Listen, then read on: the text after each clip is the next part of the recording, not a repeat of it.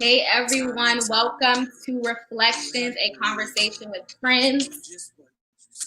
How are you guys doing? We're waiting for people to log on in.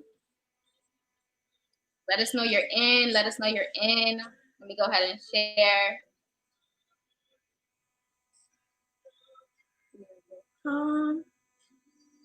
Yo, this is my, if y'all don't know Maverick City, like, listen, y'all need to go tune in and find out Maverick City. But I got some news I want to share with you guys, so I'm waiting for people to tune in.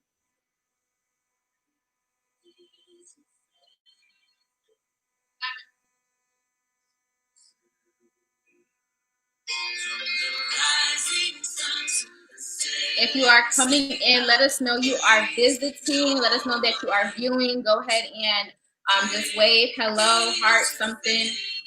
Let me know that you are watching. Let me know that you are listening, that you can hear me. Hey guys, welcome, welcome, welcome, welcome. All right, so tonight the conversation, let me put it out a little bit. Tonight the conversation, we're talking about reflection. So the friends are going to come on and we are going to dive in talking about relationships in our generation in this day and age. Hey, Janae.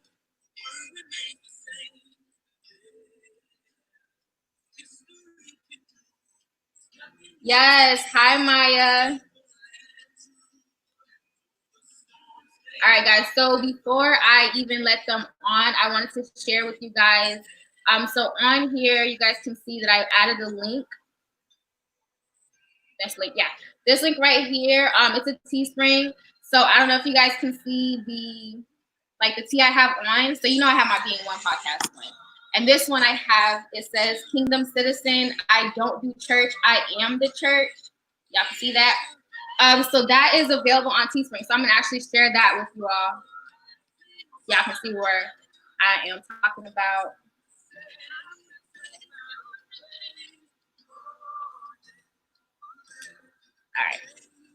All right, so right here, if you click on that link, you will find this Teespring link, and it says Being One Podcast Tee.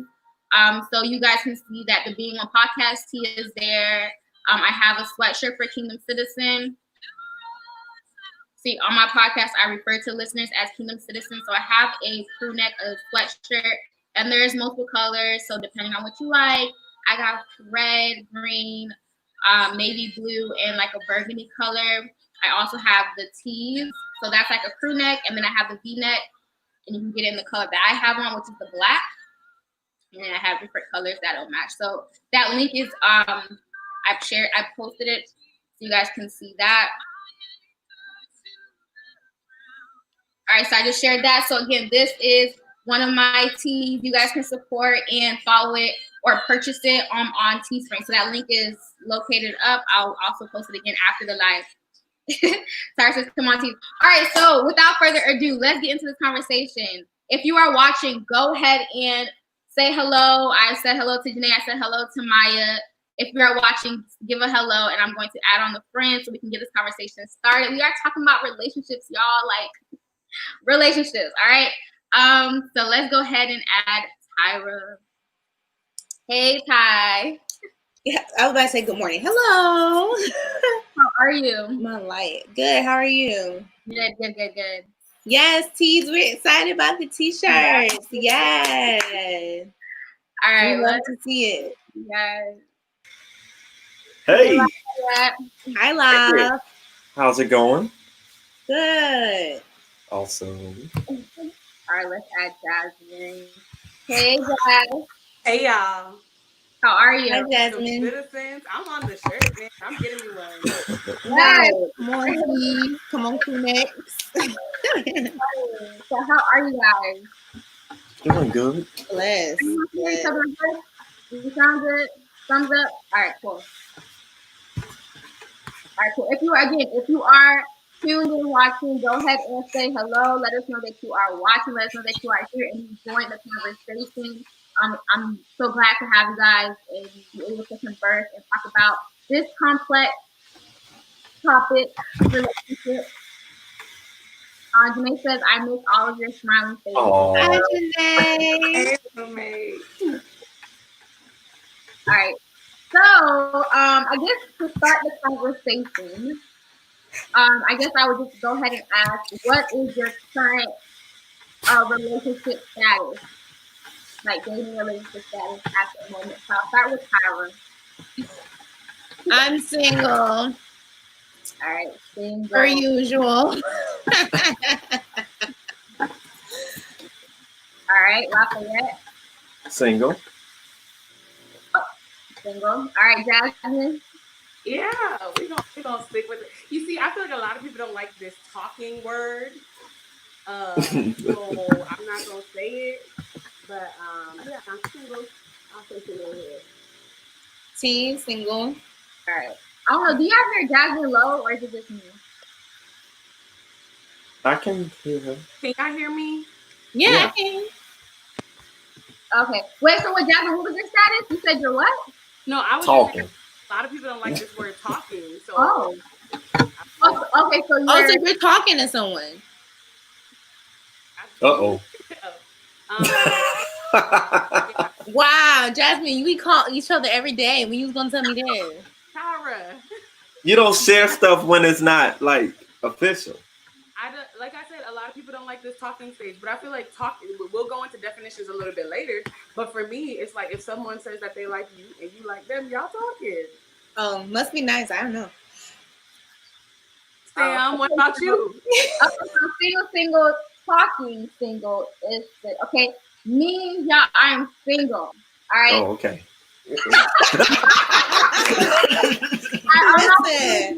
I'm not pulling the Jasmine.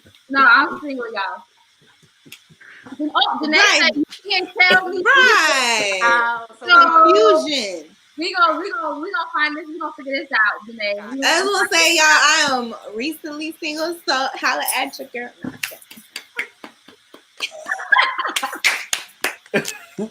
All right, so okay, obviously 4 out of 4, 3 out of 4 are single, 1 is talking. So for those of you who are watching, then you can kind of see where our perspective experiences are coming from, because we're right now talking from a place of singleness, a season of singleness. Okay, so cool. So our relationship status are out there.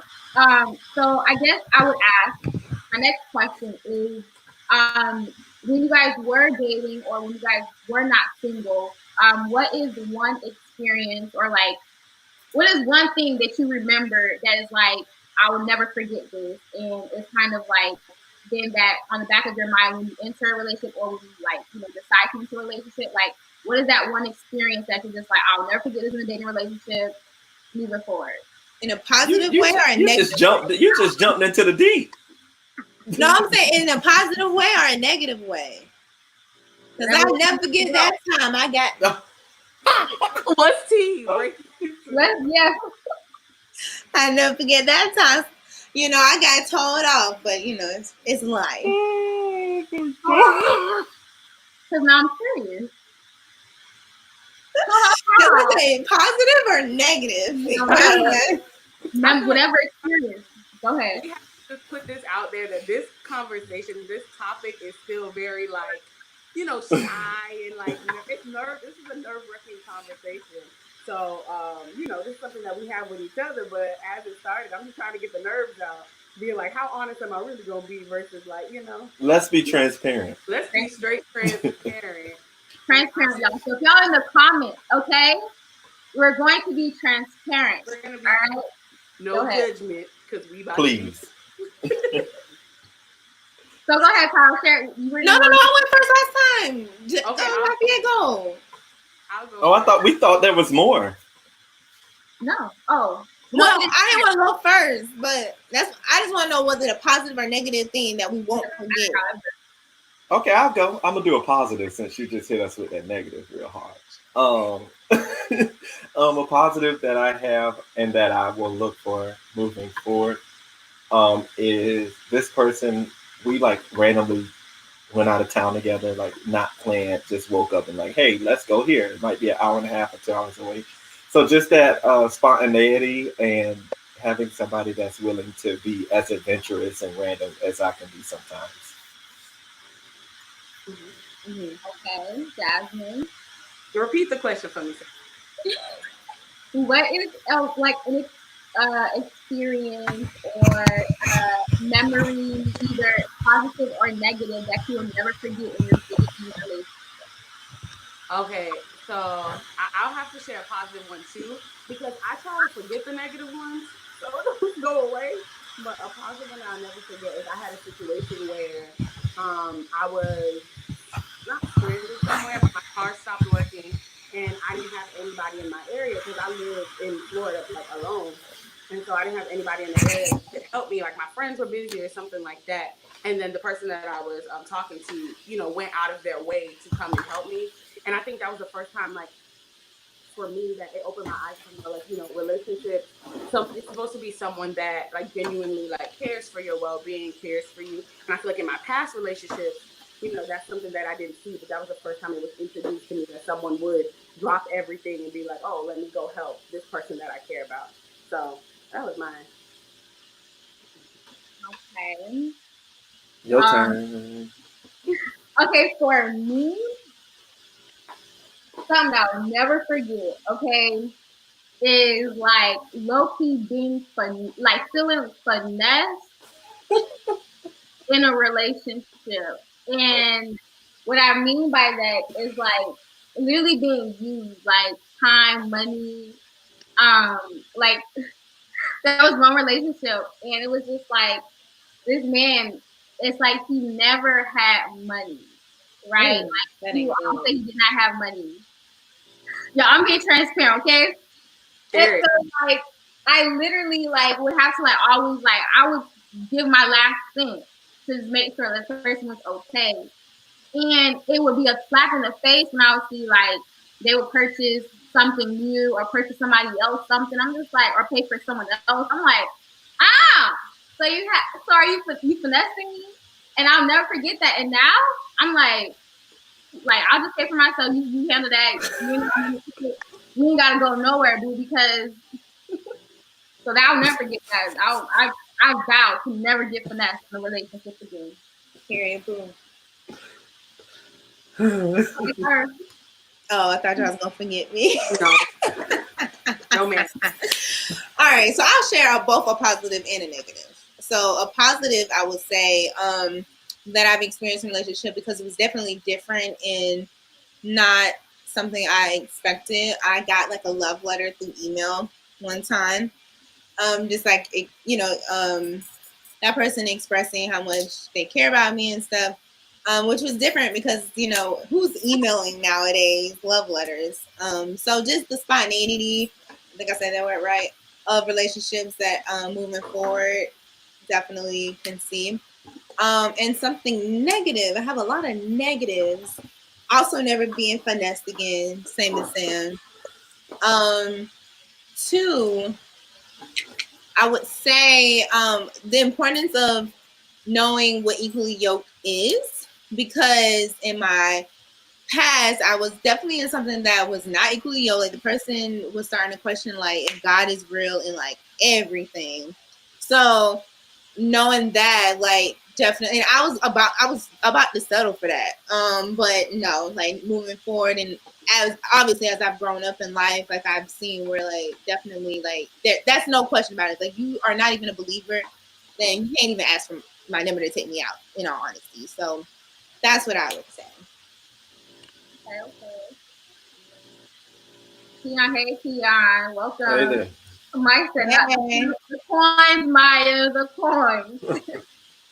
Cameron said, hey Cameron, he said, period. And Janae said, Ema, that is so cute. It yes, was elastic. essential. Felt that on a listen. And we're gonna get into that because people they can be believers and still not be equally yoked, okay? Very true. But if they're not even a believer, just next caller. All right. So I guess going more into the things, y'all kind of got a little bit of tea cake. I guess the next question would just be like, what is your expectation of a dating relationship? Like, what are your expectations? Whoa, ask that again. What are your expectations of a dating relationship? My expectation. He said next caller. Yeah, what are your expectations? I mean, growing up, when you're like in high school and even in college, you have this list. Oh, he needs to be 6'5". He needs to have, make this amount of money, this complexion, this job occupation. And like the more I get older, I'm 25 now. The more I grow older, I'm just like, does he have a heart for Jesus? Does he love his family? And does he know how to take care of me? Like those. It's the older I get, it's like I don't even care about looks no more. I don't really care. Now, obviously, yes, please have a job, amen. But as long as you are like financially like you have financial wisdom, like I'm cool with it, But all this, he has to do this, he has to do that, he got to dress like this. It's just too much, and I can't keep up. So I'm starting to look at, because you can have the finest man on earth, and he still do you wrong, and this, that, and the third, or he don't, have a good character. So for me, yes, net scholar. So for me, it's just like, how is his heart? Does he have a passion for Jesus? But even so, like, even to go deeper into it, like, at praying for discernment, that's something I continuously pray for, to look at a person's character. So that's for me. I don't know about y'all. Mm-hmm.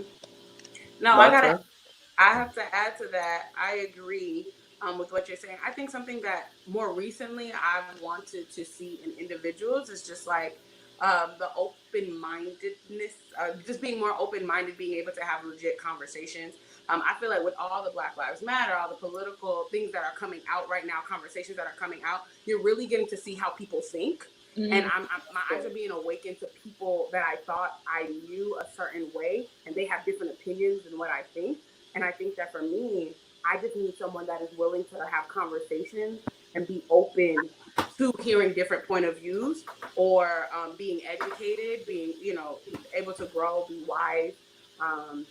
Because there are just some people that are just in their ways. And I feel like, as Christians, as individuals trying to be better in Christ or more like Christ, we're constantly growing. So if I can't be someone that's stuck in their ways, it is what it is. No. Like, we all can grow, we all can be better. So that's I actually saw a tweet today that was like, if he don't hate the government, sis, run. Go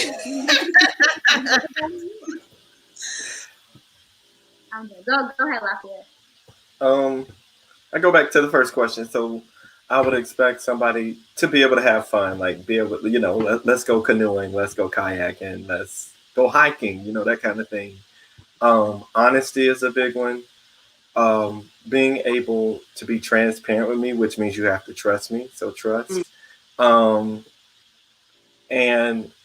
I guess somebody who I can just feel comfortable talking to and being around. Like, I don't get tired of being around you. Like, I know we want to talk about God and stuff, but at the same time, we got to live with each other. So I actually want to like you and not just be with you because God said so. I want to actually like you, so, yeah. I got okay, so let me quickly say mine, and I got a follow-up question. So my expectations, basically whatever else, I was like, okay, what is your heart? And my thing is like, I'm very like, okay, where is this going? Like, I just am very big on intentionality and not wasting time. Like, I feel like my time was wasted in the past, and I just don't have time. No, for real, I don't have time to be stringing along. So it's just like, my expectations are that if you're gonna come, like you're gonna come for me in that sense, like come for me correctly. Like, I don't have time to be wasted. Like, I need you to be intentional. And yeah, like that's really what I'm on right now. Like, you gotta be intentional. So what if he's intentional and boring, or like intentional and like, you get what I'm saying? Okay, well, like I said, because you said that's all you care about. Y'all not mentioning anything about personality. No, I feel like all that'll come though. Like, do you really know someone's personality the first date for real? Because they can be putting on the front. I mean, but you can kind of tell how somebody is, right? Well, okay, well, okay. Oh, juicy, because I just realized the worst date of my entire life, and I would love to share that later on. Okay, keep going. No, off point really quick, because honestly, I feel like you don't know which personality you want either, kind of, in the sense of like, some people be like, no, I want somebody that's outgoing, smart, do all these things. But then, like, you can also meet like an introvert type person that will still be willing to do those type of things, but they only do it with people that they're comfortable with, or like they only do it with small settings. Or you can meet an extrovert that like likes to do a whole bunch of things, but only wants to do it in big groups, or only wants to do it when they feel like it. So it's kind of just like you still got to figure people out to see. But you kind of know the basics. If y'all going on a date, y'all have been talking for a little minute, assuming. But if you've been talking for, let's say y'all wait for you've been talking for 2 weeks and then you decide y'all want to hang out. I think then you know who you're going on a date with. Like, you know who you're talking to. So, well, we still to an extent. You can be liars. Why everybody got to be a liar? They're lying. The truth ain't in them. I'm just kidding. No, but obviously, like all that personality and everything, I'm just my expectations for because I feel like I would kind of be your friend, befriend you first. So I would know, then moving on. But if you're like trying to court me or date me or whatever, I'm saying like your intentionality got to be on 100%. Like I'm going to see that you're doing work. Like I'm tired of words. So you can't just have no fun, just work. No, that's not what she's saying. She's saying with intentionality, it's like, okay, if you say you want to take me on a date, I need you to plan the date. I need you to tell me where we're going, what time I need to be dressed. Like every time. That's an example of being intentional. Look at Samantha. Look at. So okay, so another example. Or I want us to I think we're gonna get married one day. Okay, let's talk about premarital counseling, etc. Like just being intentional about it. When we're trying to see God and we're trying to have a relationship with Him, like we're intentional about it. We read our word every day. We listen to our worship music. We maybe go to a Bible study. Like we're being intentional. Like He's seeing an effort. It's like another word of effort. Mm-hmm. Okay. Yeah. Y'all just don't make this seem very fun. That's all I'm saying. Like, no, it can be very fun. It can be very fun. This sounds like a to-do list to me. Like no, it's being intentional, like showing effort. Like, I want to. So say you meet somebody at the mall, right? And he'd be like, "Man, I want to get to know you." Da da da da. I'm gonna call you. You're not being intentional if you don't call me in like 2 weeks. Like that's not being intentional. If you really wanted to talk to me, you would have called me the day of. Or maybe he has stuff to do and he can't call you the day of. No, you think you do it. Wait, no, listen, Lafayette. That's like, that's like, okay, listen. That's like texting my phone talking about, I miss you. I want to see you. You don't mind being on FaceTime, but yeah, you pass my house literally every day, but you don't make effort to come see me at my house or take me out. Like, no, you're not being intentional. You're playing games and I don't have time for it. Okay. That's the thing. We don't make play games too long. So y'all don't play games. Y'all don't play games, right? No, because I ain't got time to waste. I'm 25 years old. Who got time to waste? Good to know. I'm not gonna play with you. I don't play games. I don't. Not with someone I really care about. Right. So what game? I feel like, like we can still be a video. Oh, babe, I want to go jet skiing today. Okay, plan it.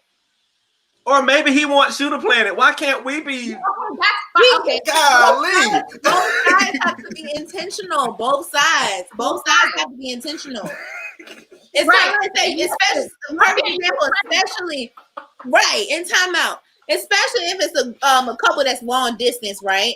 Who are we both putting in the effort to see each other at least once a month or every blue moon or something? Like I'm too old to have a phone relationship. This is getting old. Okay. Phone relationship. That's what I'm talking about. You don't have no problem being on the phone with me, calling me, but yeah, you can't put effort, take me out, and your excuse is you don't have money. Like come correct. And I'm like, we're in our adult age. Like I'm tired. Like we're in our grown age. Like I'm not gonna sit here and be on the phone with you, and yet I don't see intentionality. Like I don't want to hear. I don't want to hear. Please stop. Look at Lafayette's face. Go ahead, Jasmine. Jasmine's okay. Go ahead. Obviously, me and Samantha are on the same side here. So, this is what I will say is what I'm learning as I'm looking into future relationships. One, I think that it's just important to when you're stating things that you want, state things that you want versus things that you don't want, because it starts to sound like when you're like, oh, like I need a person, like instead of saying like I need a person, or you can, let me make it make sense. You can say I want a person that knows how to communicate via text, also in person, versus saying like I don't want no person that can blah blah blah blah, because then it makes it sound like everybody else is canceled out. And I think that's why Laf is saying like, oh, so that's what we only do, and it becomes like a male versus female thing. That Lafayette trying to make it a male versus female thing. That's what he's trying to do. It ain't even supposed to be like that. It's intention. Yeah. He's intentional. That song, like we got it. God's intentional with us, so why can't we be intentional with our partners? Yeah, I think Go. You're not doing that. No, I was just saying both females and males definitely need to be intentional. I think that in relationships, you just want somebody to look like they care, somebody to look like they're making effort, somebody to be able to like plan and talk to you and things like that. I think that's something that everybody wants. But I just think that communication needs to be a part of it, so it doesn't sound like, hey, you have to do this versus do you want to do this. Speaking of communication, why is it that folks don't have communication? Like a concept that just seems so minor. Let me answer that for you. Let me answer that. And do you think it's, but before you answer live, do you think it's a difference between male and female?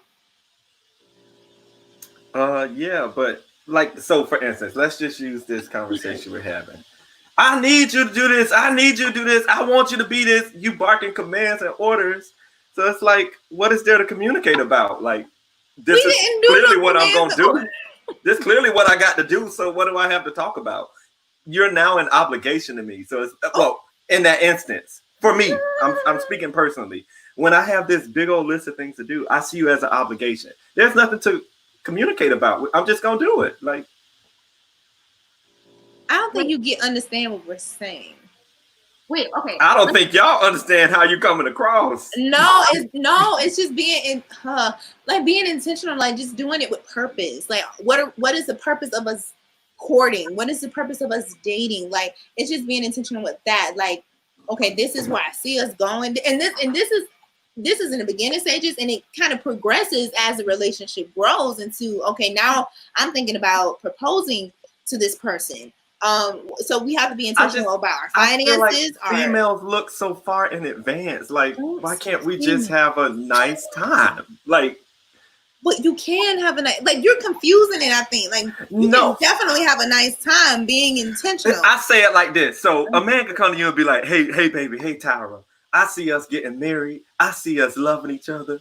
I see us having kids, and we gonna go to church together. And this man could dog you out. But to you, he's being intentional. Like, that's all talk. Is that what you said? No, that's no.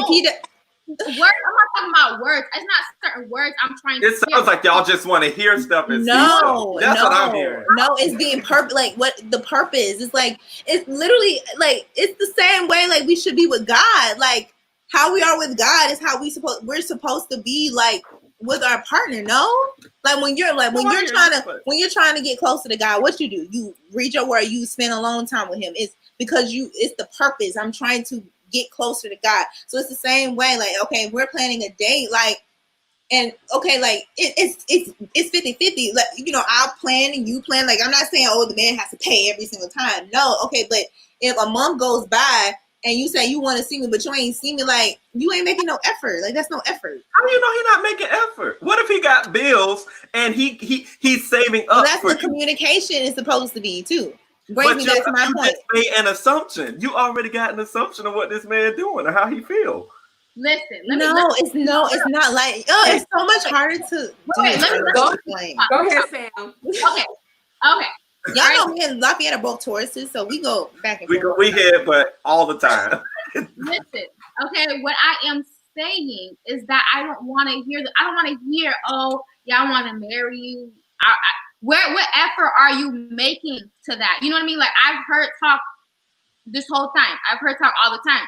So what I'm saying is that I don't want to hear talk. Talk is cheap to me. I want to see the actions, and that's what I mean by being intentional. And having purpose. Like, does this dating relationship have purpose? Like, does this relationship? That's why I ask for things to be in clarity. Like, where are we headed? Like, I'm gonna ask these questions because I'm not gonna sit here and waste my time if it has no purpose. And that's what I mean. So I don't care to hear, oh yeah, I want to do this, I want to do that. Show me that. Like, I don't want to just hear it. I've heard too many stuff. And this is what I'm talking about with the phone, texting and all that. You can sit on the phone all day, but yet you're not making any effort to do things outside or making any effort to like do something else. Like, no, like we're in our adult age, and that's what I mean by being intentional. Like, I've done like with Lafayette, and I feel like I've given too many people like the benefit of the doubt. Like, okay, well maybe they don't have this, and and I've heard other people, and I'm just like, and I've heard other men say like, no, if they want to, they gonna do what they gotta do, and that's what I'm talking about. Okay. Period. It don't take. I said this last time. It don't take a man a whole year to figure out he wants you to be his woman. It just don't take that long. A real man gonna really see. Don't look at me like that. A real man gonna really like, okay, this is the same thing for me. I've been in those situationships. It's not even a relationship, it's a situationship. Oh, I'm gonna be talking for a whole year. Oh, I'm gonna make you mine one day. Yeah, I just gotta get my stuff together. What does that even mean? Like, I gotta get myself together too. We should both want to do that together. Like, I just don't understand. And maybe I'm speaking and lashing out. Maybe. Lafayette. So what I will say is I want to go back to the original question just a little bit, because like I said, going back to my point, I think there's ways to talk about what females want without talking about what they don't want. Like, I feel like that sounds more like a conversation that men can listen to. And I can't speak for men. I'm just speaking based on my experiences. If I'm like, hey, like, can you communicate with me this way? Or can we talk about what the stages of relationships look like to you and see if we can get there, versus I don't want a person that does this. It can come across as, coming for somebody. That's what I'm saying. So, you know, your mama used to say, watch your tone. You know, your mama be like, watch your tone. Like, that's how I feel sometimes. Like, hey, watch your tone a little bit, because, whoa. We're passionate about what we're talking about. Right. When you done been through the hell and high water that me and Samantha done been through, you just don't have time for games. But not every man is gonna put us through the hell and high water. No, I'm just saying, like, no, I'm not saying that. I definitely know that. My thing is, but when you've gone through that and you just heard talk, you just look at stuff differently. And maybe because I'm older, and I'm ready for that next stage. So there's a comment, but before and I don't like mistake our tone for like, oh, we're commanding, because me and Tyra, like, we're not gonna sit here and tell a man like, okay, well, you gotta, we're not like that, you know what I mean? But it's just like, but if you're gonna come correct. I didn't come looking for you, you came looking for me, okay? So but you said yes. So what does that mean? You still gotta pursue me. I want to pursue. And that's a whole other thing. But don't act like y'all don't have a part in the decision that like, oh, a man just came for me and it just happened. No, y'all had to agree to do this.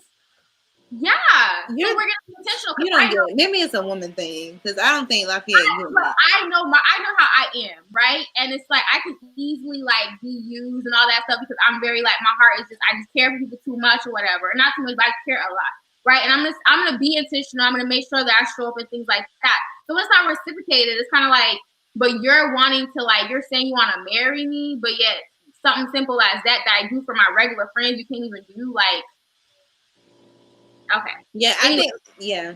Okay, my husband proposed after 9 months, and he knew after a month that was the one. So, ... When a man knows, he knows. It don't take him years for him to know. Period. Pooh. Thanks. Okay? Period. Pooh. Hi, Ariana.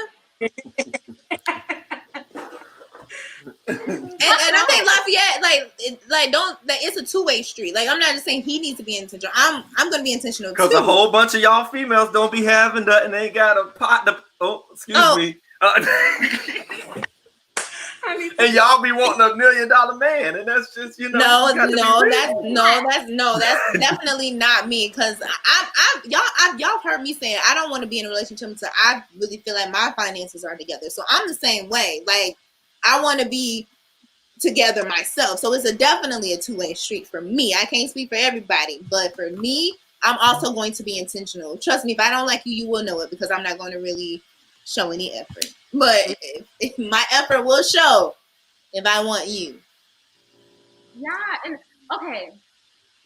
So then let's take a step back then, and let's be on some like, yes, like the issue is when the intentionality, like Sam was talking about, isn't on the same level. It's not like, you know, we're saying be intentional, be intentional, be intentional. What we want is it to be reciprocated. And that's what it should be discussed. It's like, hey, this is how I'm showing that I care for you. Can you please show me the same? Or this is how I feel cared for. I don't know. I'm a big fan of just like communication, making it plain and clear. But I'm also a big fan of I want you to do what you're doing because you want to, not because I'm telling you to, I'm forcing you to. Lafayette is petty. Hey, sorry, Samantha. That's my Lafayette loves to like wrestle my feathers. No. Does that make sense to y'all? Like y'all listening? Does that make sense? Like I think everyone understands it. No, I'm not saying I don't understand it. I want y'all to understand how that comes across. Right. Well, maybe it did come across like kind of rough, but it's really just being intentional. Why would a man want a rough woman? That's all I'm saying. You know, no, we're not. No, I'm just joking. I'm joking. You know how I am. Not literal. That's what I'm saying. No, it's definitely both sides. Like if I believe in this relationship, I'm going to show that, and I just ask for that response. I've been in too many situations where you talk to someone for so long, and it ends up going nowhere because it was. But you hear how different that sounds from what you said, though. Like I raise my voice, and y'all be confusing that as for yelling, and that goes a lot of times.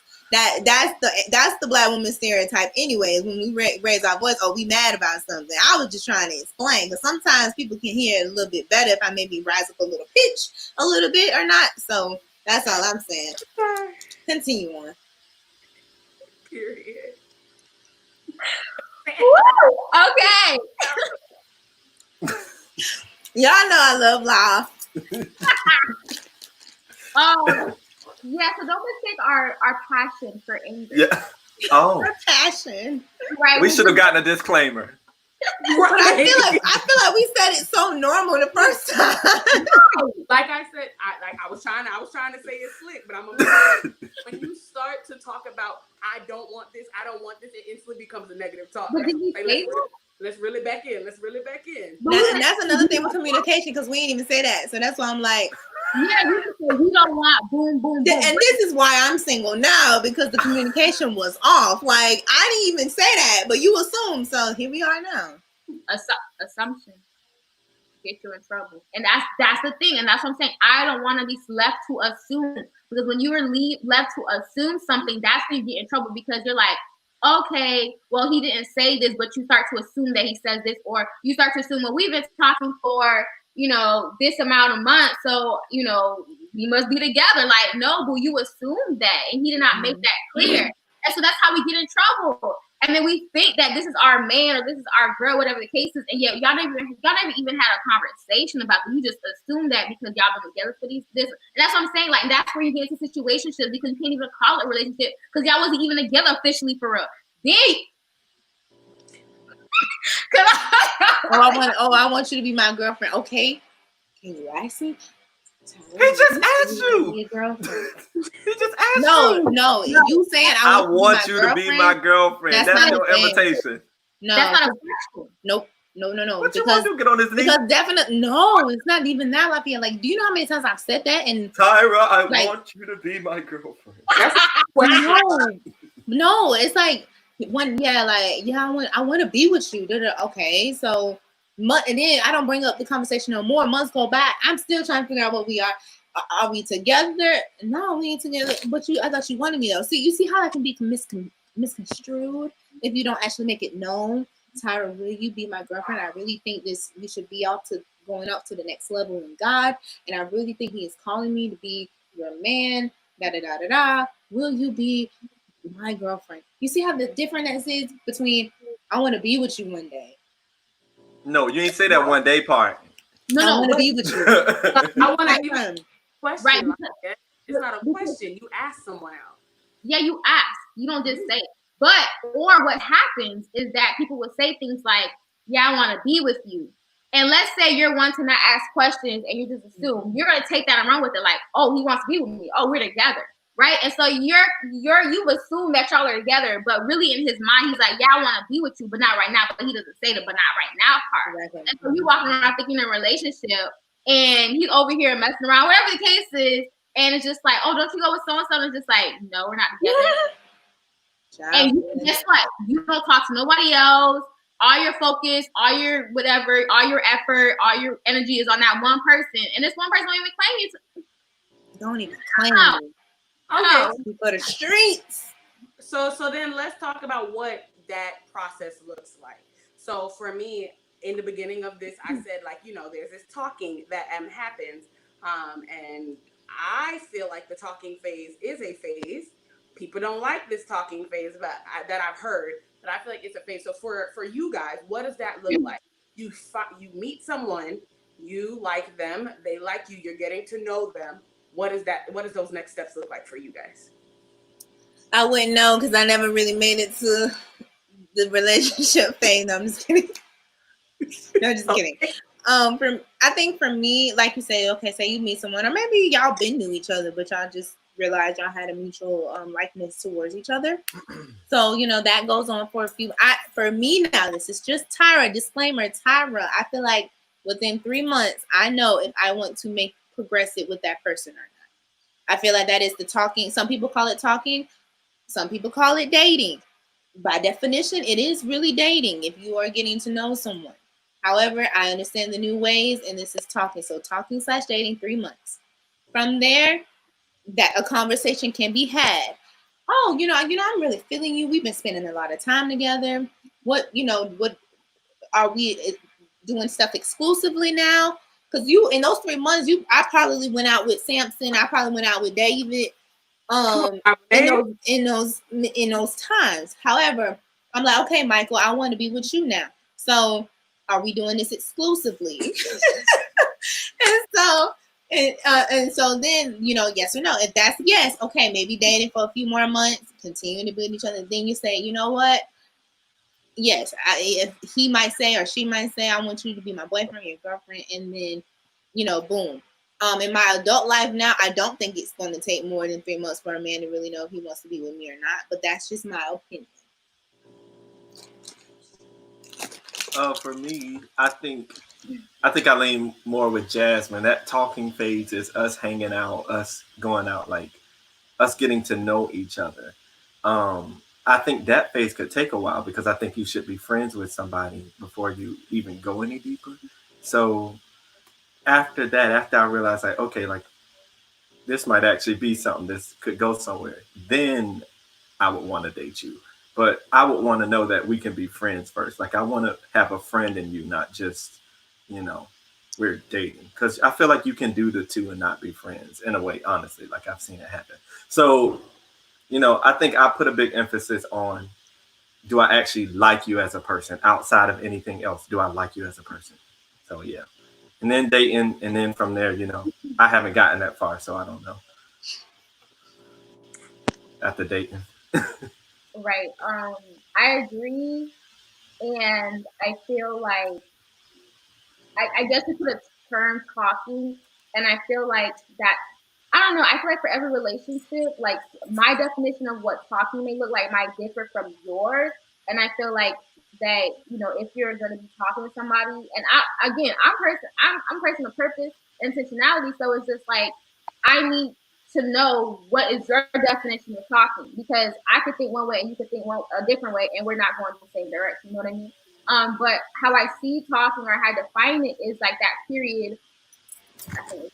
But that period where do I even like you? Like can we even be friends? You know what I mean? Like how Lafayette was saying, like can the friendship bloom from that, and then a romantic relationship, whatever the case is. So that's how I kind of see it. But I feel like when that phase occurs, and there's no real definition to it, or you don't understand, there's no real purpose, then it can get very drawn out, and you can find yourself talking for years plus. And that's when it gets really confusing, and that's when it starts to be considered like a situationship, because it's just like, what was really the purpose of this? Like, you know what I mean? Especially when you like start doing things and having sex or whatever the case is, and it just starts blurring everything. You find yourself in a situation because there was no real definition to that talking.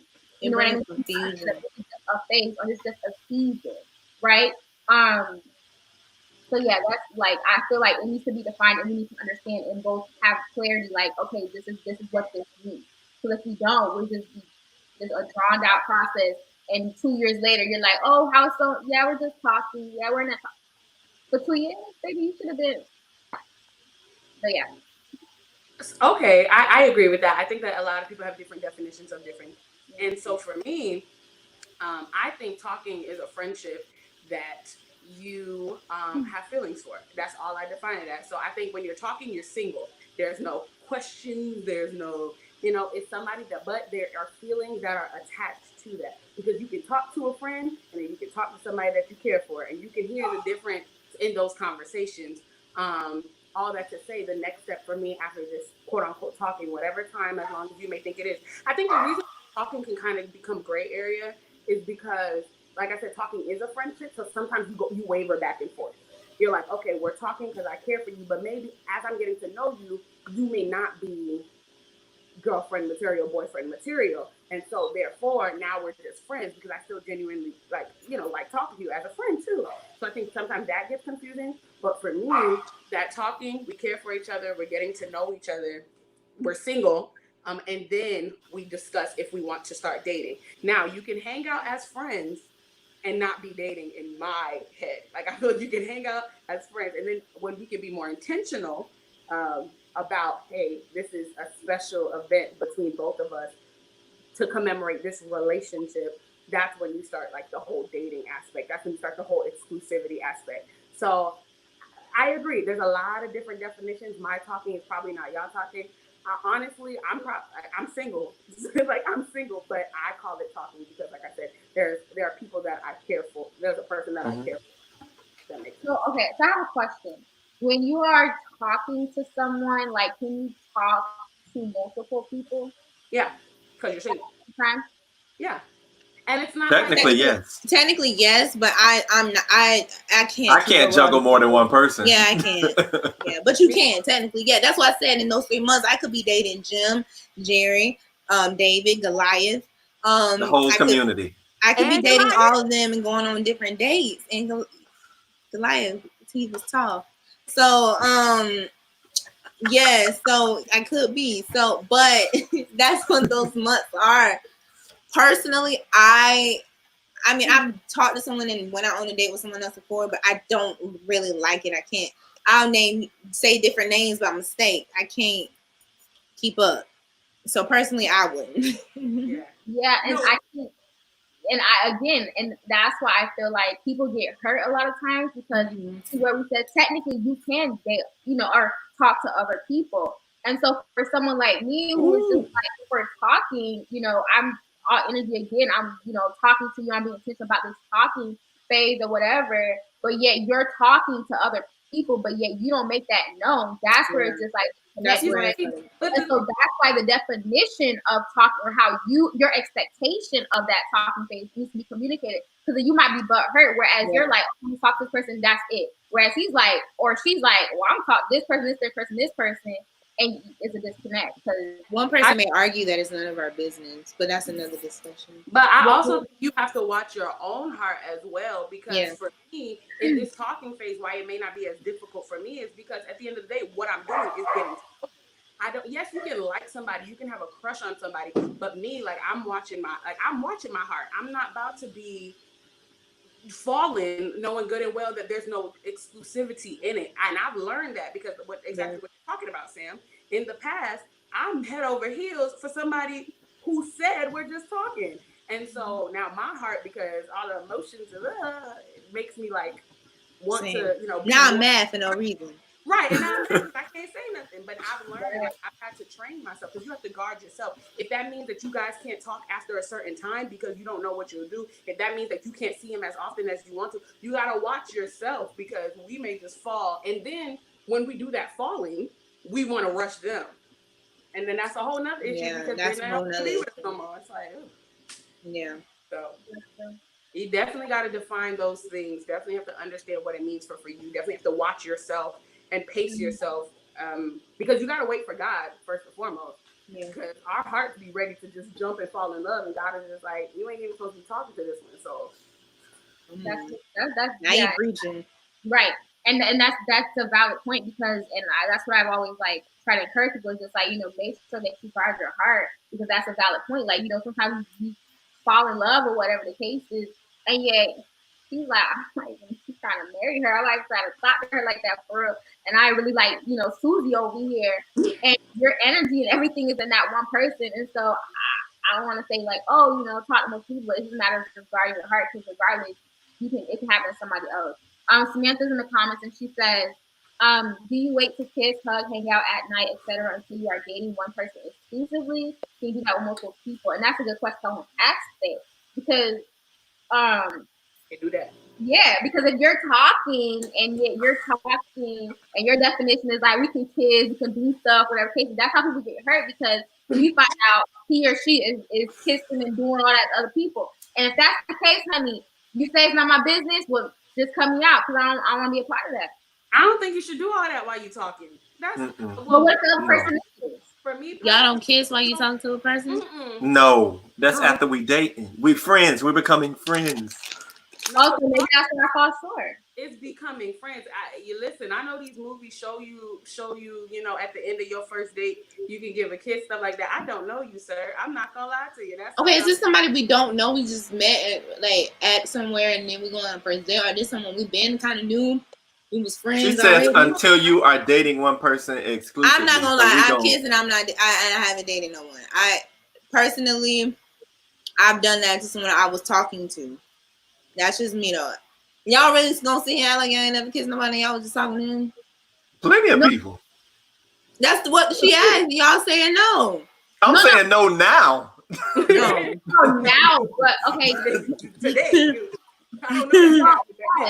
And that's what I'm saying, and that's how people get butt hurt because it's just like if I'm, we're talking, whatever, we're hanging out, we're kissing, whatever the case is, and I find you're talking to other people. That's how I'm getting butt hurt because I'm just like, right. Did you really even say that? You know what I mean? Like, and I don't want to be a part of that. I don't no. And if you're not going to communicate that, we're going to have an issue because no, I don't want to be a part of none of that. I want to be part of no triangle or whatever the case is. And you kissing so and so and so and talking. No, we're not doing that. And so y'all are not kissing until y'all are exclusive. No, not that. I'm asking what she asked. Oh, I personally do not want to kiss until we're exclusive. I'm not gonna answer that question because I'm not gonna sit there and lie. I do not. I feel like it depends on where you are in that phase before you dating. So if we're closer to dating, like we're getting there and we've been hanging out for a few months or so, like okay, it may happen. Like you have to understand that. I don't know you. You can be exclusive no.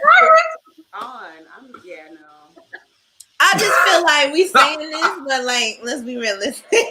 That is realistic. I'm saying so I feel like this question is assuming I don't know the person. I just met homie at the gas station. He asked me out for a date next Saturday. No, I don't know you at all. But if I've been say that's what I said, yeah. Say a homie in my life, we was friends. For instance, we went to USF together. So I know of you. We hung out with it. Huh? For how long y'all went to USF together? I don't know. I know him from USF. Years? No, I didn't say I was waiting to kiss nobody. I'm giving an example. I would wait to kiss somebody if I didn't know them at all. Like I just met him at the store, at the gas station. That was my first time meeting him. We going out next week. I don't know you. However, if I've known you, I don't care if it was like a year, say 6 months, we've known each other. It's a hand-by situation. We communicate every now and then. We meet texting and stuff. Oh, and then we're like, hey, I kind of like you. We go out on a date. I'm not going to sit here and lie and say I'm not going to kiss him on the first date because I might very well. But you already know them. Oh, yeah. That's not what she said. Do you wait to kiss, hug, hang out at night until you are dating one person exclusively? That is which means you have, even though y'all have known each other, there was a talking phase within y'all knowing each other. You wouldn't like him if you didn't know him prior to. Maybe not. Maybe I just knew him and we was friends.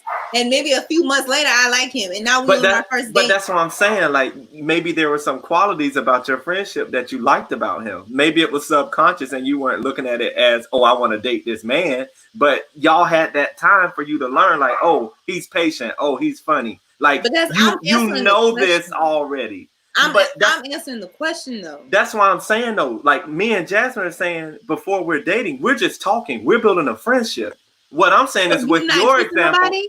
if I don't know you, no. I'm not. No, you know this person and y'all are talking. All right, y'all. Okay. Okay, listen. All right. Okay. Real life. All right. So,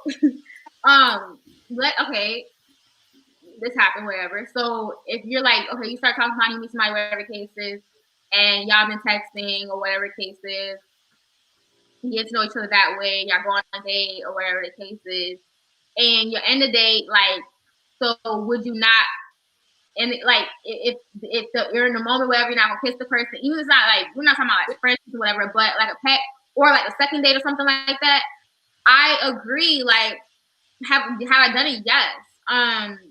And the question is asking, so then should you wait to even hug this person until you're exclusive? Like, I didn't. And I see Phoebe mention, like, but now I would. Because Phoebe says, like Lafayette said, I've done in the past, but where I am now, I don't care for his friends before. I'm not kissing the toxic anymore. And that's going back to what Jasmine was saying about guarding your heart and things like that. Yeah. Because I feel like because of the fact that I might have like kissed during that talking stage, like it kind of blurred things where I'm like, you know, maybe falling more in love or, you know, seeing like, okay, boom, this is there. This is whatever the case is. And that's not the case. And so for the sake of my own sanity, for the sake of my heart, and guarding my heart, right now, I'm saying no. And I want to add to that because I agree. And what I'm saying is, I feel like you're going to want to. I think there's times where you're going to want to kiss someone. You're going to want to have like a more intimate moment with the person. But for me, I know if I'm in the talking stage with you and if I take that next step of like kissing you and like doing all of that what I consider relationship stuff, if I find out you're doing that with somebody else, I'm going to be pissed. I don't have the right to be pissed though because we're not dating, so I'm not even gonna put myself out there to do that. This is Jasmine now. I can't talk about my past as well because I've been in those blurry situations where it's like, oh, well, I thought because we've kissed, we're together, and he's just like, no, I can kiss multiple people, and I'm just like, but in my own moral, if I'm kissing one person, I don't want to kiss another, like, so. Yeah. I have to be in this situation. I have to be in the moment. I can't even answer the question because I feel like everything is just everybody's different. Every situation is different. Yeah. And so I can't even answer that. But you know, I would say that. So my sorry. No, I'm saying exactly like it's not that I won't. But okay, obviously to answer the question, I've done it. It's asking even to hug. I mean, I'll hug you like ain't an issue. Until you're dating that person exclusively. Again, back I'm saying I gotta know there's purpose, intentionality. I gotta see where you're going with this. But at the moment, I'm gonna hold on for however long I can. Not saying like that's the same, like not saying that you're not gonna want to kiss them, whatever the case is. But that's how things get blurred, and that's how you start thinking like for me, if I'm kissing you, then I'm gonna feel like okay, even when we're not together, we're together some way somehow. Like, and if I can figure out you kiss somebody else or you talking to somebody else, when I hear you talking, that means you kissing them too. And that's when we're having an issue, and so we're not doing that. It's a crazy situation because I feel like even me in my own personal predicament, I've talked to someone miles away and I didn't see them for months on end and never kissed them, and I still went head over heels. So maybe that's just me. Maybe I just catch feelings quick, and I just got to work on that personally. But like I feel like you can hug somebody all day and not catch feelings. You can kiss somebody all day, not catch feelings. It's just I don't know. What kind of kissing are we talking about? Like just a pet? Or? Like I was thinking just a pet, but I don't know. Oh, okay. I don't know. I can't peck somebody. If I peck you, I think I don't want that to be someone I'm in a relationship with. I don't want no casual peck for somebody that is not mine. I don't. Yeah. Mm-hmm. No, y'all all make very valid statements, and totally that I just think I don't know. Maybe the question for me, I just it'll be hard for me. I would say, especially because I've done so far, but I don't know. I haven't kissed in over a year, so.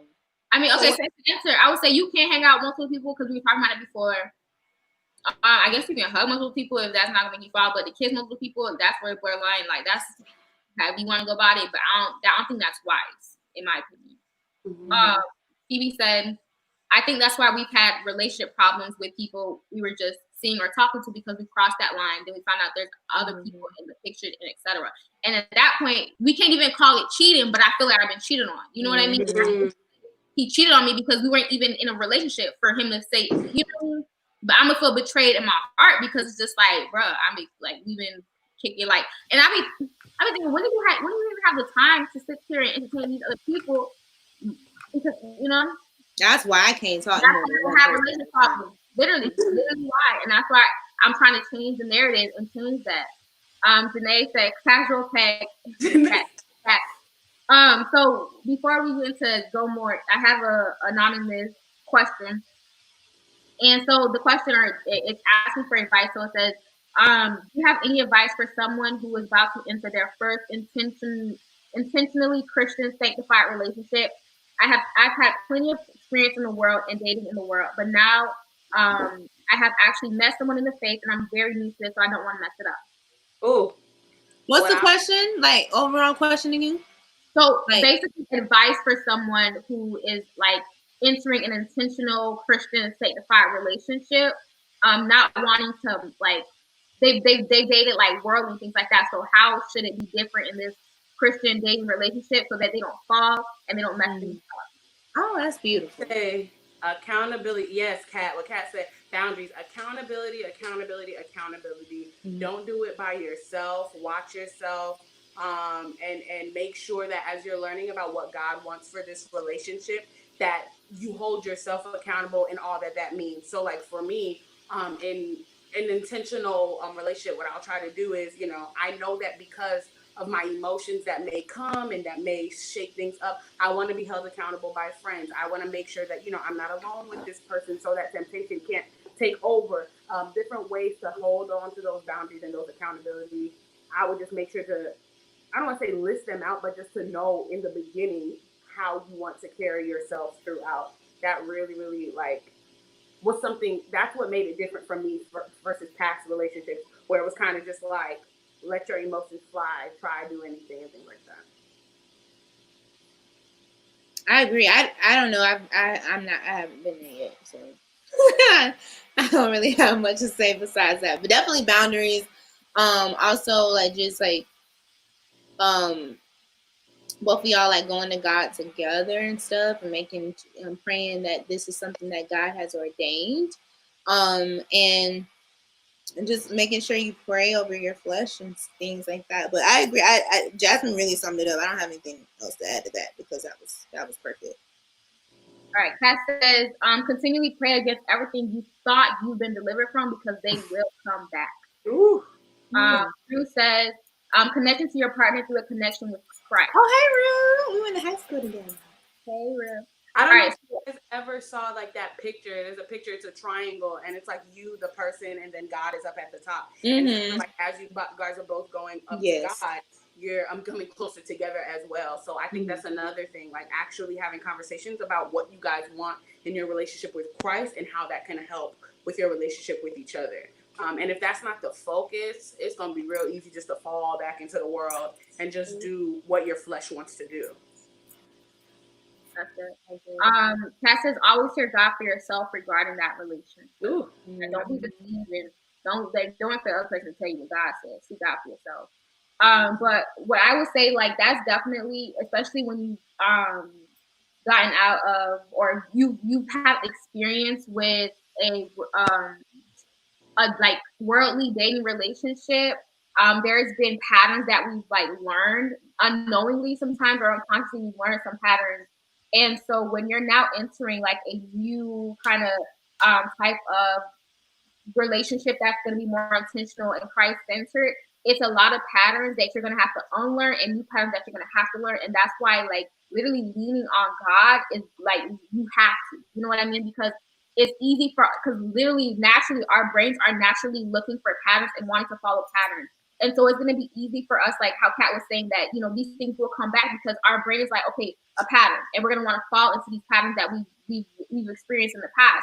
And so you're going to have to be super intentional about unlearning these patterns to learn the patterns that God wants us to learn or wants us to know for these godly relationships.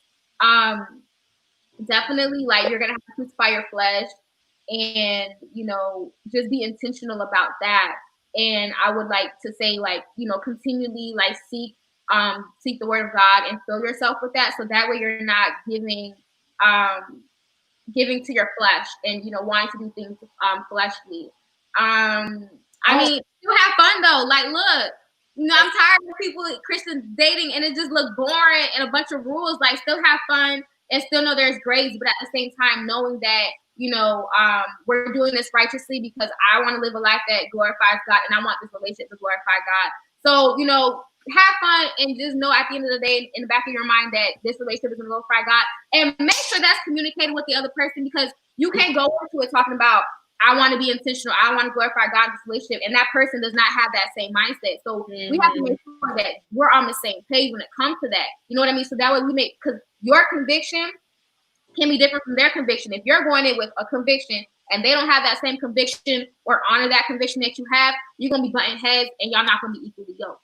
And again, talking about how, you know, you can both be Christians and things like that and not be equally yoked. So make sure that y'all are constantly communicating and constantly having communication. Janae says, intentional about unlearning patterns. That's good. No, I like that have fun, Sam. I really do like that. I think that we forget, like, when we try to do things the right way, it can't be like fun and things like that. But I think you can still like have fun. I think another thing that you need to pay attention to is don't compare your relationship with other relationships and like with other people, because you're gonna see people do other things that you know, looks like relationship goals to you, but it's kind of like, because of your personal walk, because of you guys' walk together towards Christ, it might look different, but that doesn't mean you cannot have fun. I'm telling you, bowling alleys still exist as a Christian, movies still exist as a Christian, going to get food still exists as a Christian. Like, there's different ways you can have fun. I think it's even a good tip to just like invite other like-minded friends. Like, if I were to go on a date and I'd be like, hey, like, well, not on a date, but if I want to go hang out with somebody, I would invite Sam, Lafayette, and Ty and be like, hey, let's all go. Like, we can go to Dave and Buster's. It's still going to be fun. It's still a time where you can be with that person. But, you know. Yeah, to add to that, I know we like to see, like, oh, going on group dates or whatever seems elementary, but don't play yourself. You know what I mean? Like, I feel like that's one thing that we need to realize. Like, we think we're so much stronger than what we really are. And don't play yourself. You know what I mean? Like, some things may sound like, oh, that sounds like elementary or middle school, whatever the case is, but don't play yourself. Okay. Right. And just be honest and be real. Like, and if you have an accountability partner, be real with your accountability, because they can't hold you accountable for not being real. You know what I mean? Like, because there's no point of that. Like, don't call me an accountability partner if you're not going to be real about what you need accountability for. You know what I mean? So if you have that person, make sure you're real and honest with that person. And vulnerable with that person, that they can hold you accountable for real. And also, I feel like in those intentional and Christian dating relationships, that you have to, again, be honest with yourself, be honest with the person that you are courting or dating. Because let's say if you don't mind, you know, French kissing or kissing, whatever cases, that don't bother you, whatever. But if that's gonna make someone else fall, that's gonna make the other person fall, and they're saying they don't want to do it or whatever the case is, like, honor that. Like, don't be like, oh, because I'm strong, it's not gonna affect me, because you know what I mean? We're still like our brothers and sisters keepers. So it's just like, if it's gonna make that person fall, they're gonna start feeling like lustful thoughts or whatever the case is. Like, be real and like honor that. You know what I mean? And I feel like sometimes people try to forget that, and that's when that person may fall, and y'all end up doing stuff y'all wasn't supposed to be doing because we weren't honoring each other and how we feel and things like that. Wanted to throw that out there. That's true, Sam. All right, so time is getting away, but I wanted to get into the question where it's so do we believe, should relationships end in marriage? Because, you know, we are Christians, we are Christ followers, we go to church, things like that. And from my experience, it's always been, I've seen people in the church and they'll be dating, and the pastors and the leaders or whatever the case is that we're not going to get married. We're not going to get married. We're not going to get married. So, should a relationship end in marriage? Not just any relationship. I think if it's ordained by God, then yeah. I mean, because what I'm not going to do is be dating somebody for 3, 4, 5, 6, 7 years, 5, 11 years. If God ordained it, then yeah, I think that should be marriage. I mean, God created marriage, so but that doesn't mean every guy I bring to church is gonna be my husband, and I need the saints to understand that. Like, don't just because if you meet if I bring homie to church, don't be like, oh, is this like we all get married? And like, this is just our first outing, sis. Like, you know, like that. So, but yeah, I mean, I think if you want to be married, if you have a desire to be married, then yeah, I think eventually a relationship, but not all relationship. Like that makes sense. Like every guy I talk to is obviously not going to be a husband. I don't know if I'm making sense. That makes sense. I would say for me, like this concept of marriage and wanting to be married is newer than I want to say most. I didn't want to get married. I did not see successful marriages, so I didn't want it myself. But as I started to get into my word a little bit more and understanding what Paul says about marriage, it kind of like changed my views about it. And I kind of start to understand what the church means as to, and why they ask us, are we getting married so much?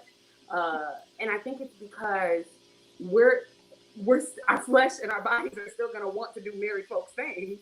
So I think that like when they see two people dating and they see two people getting close, they're like, hold on. Yeah, automatically assuming. Right, we know y'all acting up, or we think y'all acting up. They are assuming, like you said, Ty. So you might as well go ahead and get married, because one of my pastors in the past said, like, back in the day, that is why people got married. They knew that they was ready to, act married. Right, they was ready to act married. So I kind of understand that, marriage, the union of marriage, sex, all of that, it's a gift from God that comes with marriage, and therefore now, and it took me some time to get here, I will say that if you're intentional with someone that God has placed in your life, I do think that marriage is the next step after dating. And I agree. So,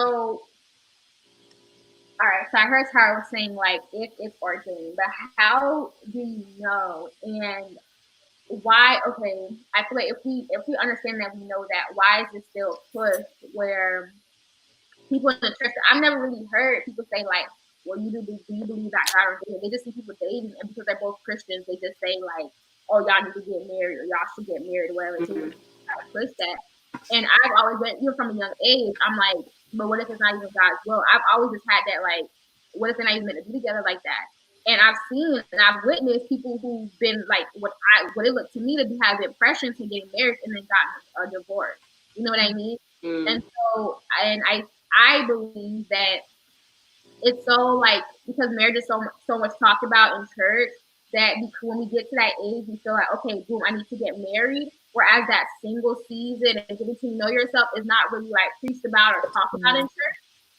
And it's like when you have, like, when they have like the groups in church, like the marriage group and the singles group or whatever, and they put all the singles together, it's just like, well, dang, like the married people seem like they be having fun. Like, let me hurry up and find somebody so I can be a part of that group. You know what I mean? Like, why do they separate us? Like, it's just like, oh, y'all unchosen people over there. Like, what do y'all think? I mean, go ahead, Jess. I was about to say, I don't know. I've seen that, but I've also, it's hard because I've seen churches do both. I've seen churches do that, but I've also seen intentional church with it. What I will say is I agree. Like, I don't think that singleness, that time of singleness when you're a young adult, is talked about a lot. But I also have to say, I think it's because, we are dating. So, like, if there were individuals that were like just single, I think that they deserve, to understand what that singleness may mean. But I think a lot of us are striving for marriage, and therefore that becomes such a focus, because not even just the church, but society in general, we want to be with someone else.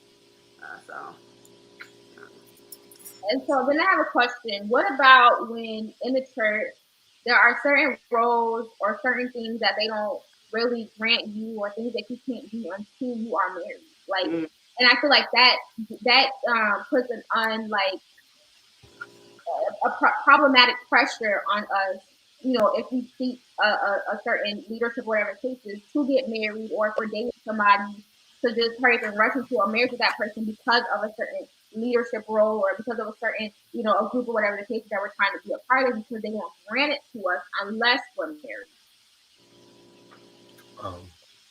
You asked, like, if we agree with it, like, or how we feel about it. I think for me, I think that's why I have the viewpoint of marriage that I have. I have no rush to get married. I'm not really that interested in it, because I've seen so many unhappy marriages that have resulted and divorce from the church, like marriage where they did ministry together, they were going out together, and then it like they just divorced out of nowhere, and then this man is married to another woman in my church, and I'm like, wait a minute, I'm really confused. So it's like, seeing tons of that, like it just kind of like what y'all said, like Christian marriage, Christian dating can come across as just not being fun. Like I said, it can sometimes feel more like a duty or an obligation, not something that I'm doing because I love you or that's what I want. I'm doing this so that I can have this position or so that I can do X, Y, and Z, and that's, for me, that's just a miserable way of life that I'm not interested in. More like a business arrangement. Yeah, like why didn't we just sign a contract together and be partners? Like we didn't need to get married for that, Kat says, I think when a young man and woman like each other, the enemy will try to use them. So it's better to get married, which is God's will, than to live in fornication. Which is assuming that they're fornicating. So then if someone is fornicating, so then from what I'm hearing Kat saying, defining is that they should just get married. The Bible says better to marry than burn, I guess. So technically what she's saying is right, but am I going to really marry you because I want to have sex that bad? You'd be surprised. People do it, especially that seems so extreme to me. Like, yeah, especially in the church, like people be getting married just because they, not have sex. It's like, dang, like you can't control yourself that much. Like, but you'd be surprised. I would never want to just get married just because I want to have sex. Like, I don't understand it, but people out here having sex, so that's the thing. Yeah, but that's a whole nother problem. That's a whole nother question, though. So, I mean, sex, God intended that for husband and wife. That's biblical, and we know that. But not everyone,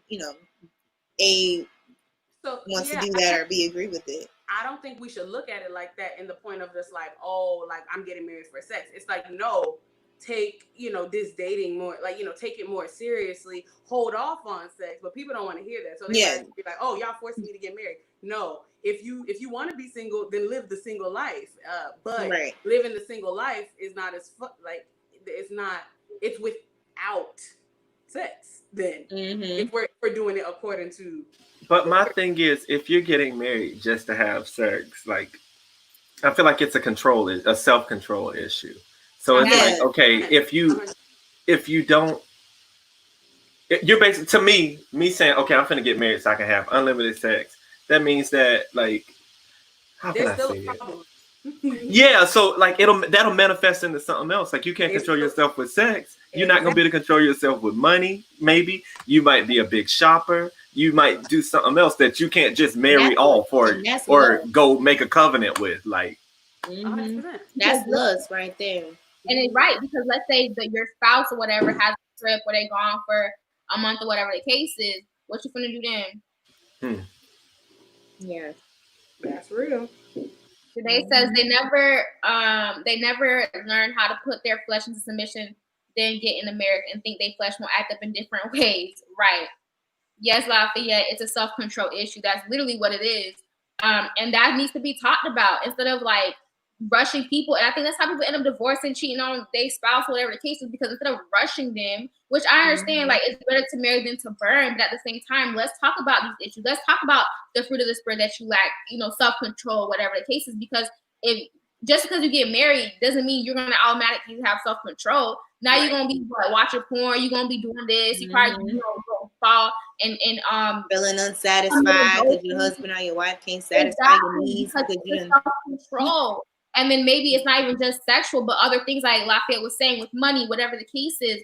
And so we need to address that and understand that is something that could be addressed. You know what I mean? Instead of just marrying people off and then thinking it's going to be okay, and then they get a divorce because they're having these issues, or someone fell short, someone committed adultery, or they realize they have problems, controlling themselves in this area.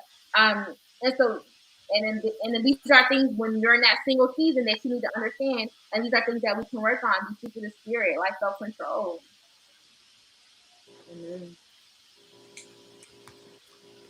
So with those situations, right, where these couples got married, right?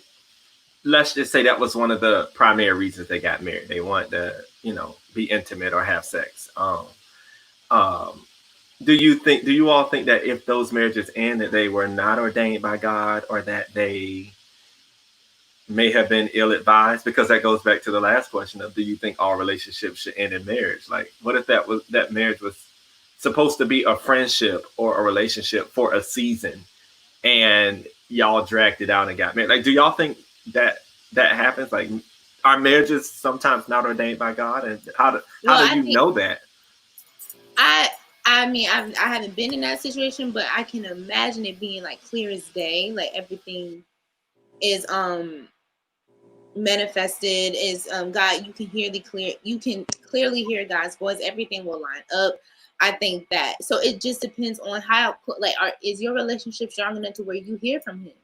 Are you seeking wise counsel?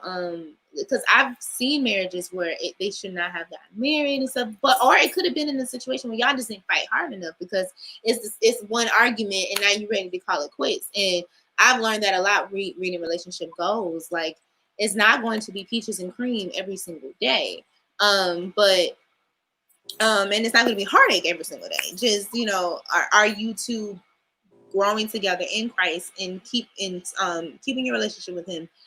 So I don't know. I'm not married, so maybe somebody married can answer that question in the comments. But I personally feel as if you are not going to have to question it. It would be so clear as day.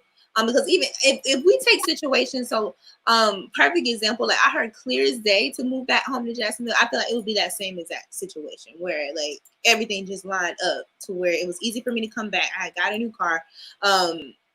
Jasmine moved right into my apartment, like just very easy situation of steps that led up to me coming back here. And God has been working in my life ever since then. Has it been easy every single day? Not at all. Have I shed a few tears? Yes. But do I have peace within my heart at the end of the day before obeying God and moving back home? Yes. So I think it just boils down to that, the peace that passes understanding. Like, yes, this man or this woman may be getting on my last nerves, but I have peace knowing that God told me that was my person.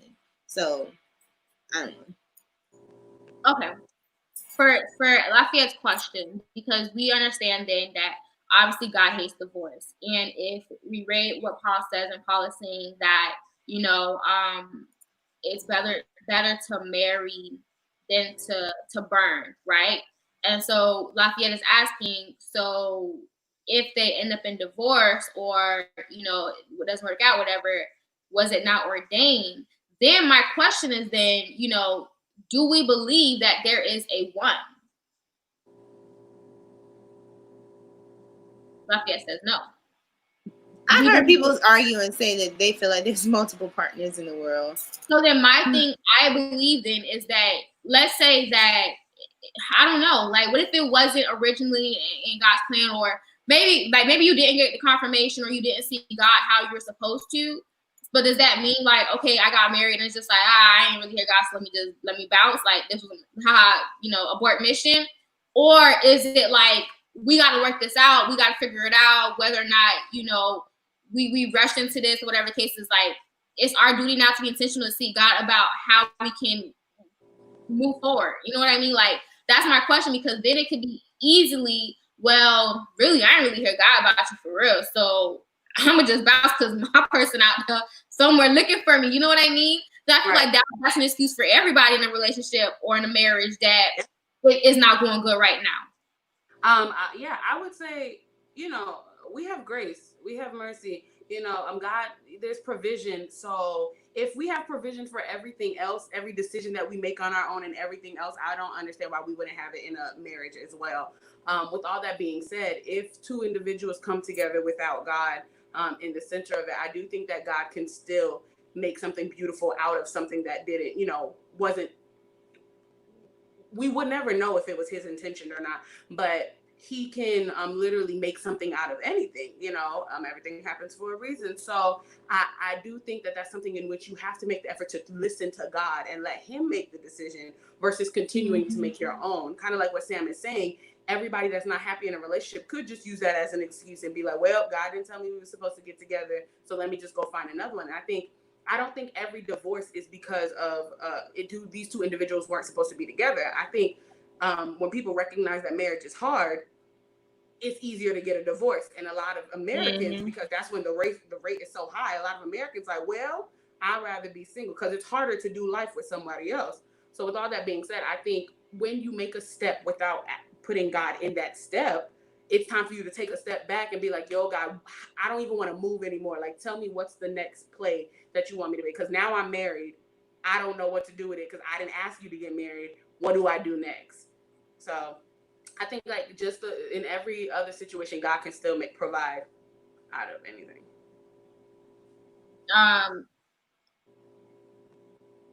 Jonathan says marriage needs to be worked at, and that's true. A lot of people, don't.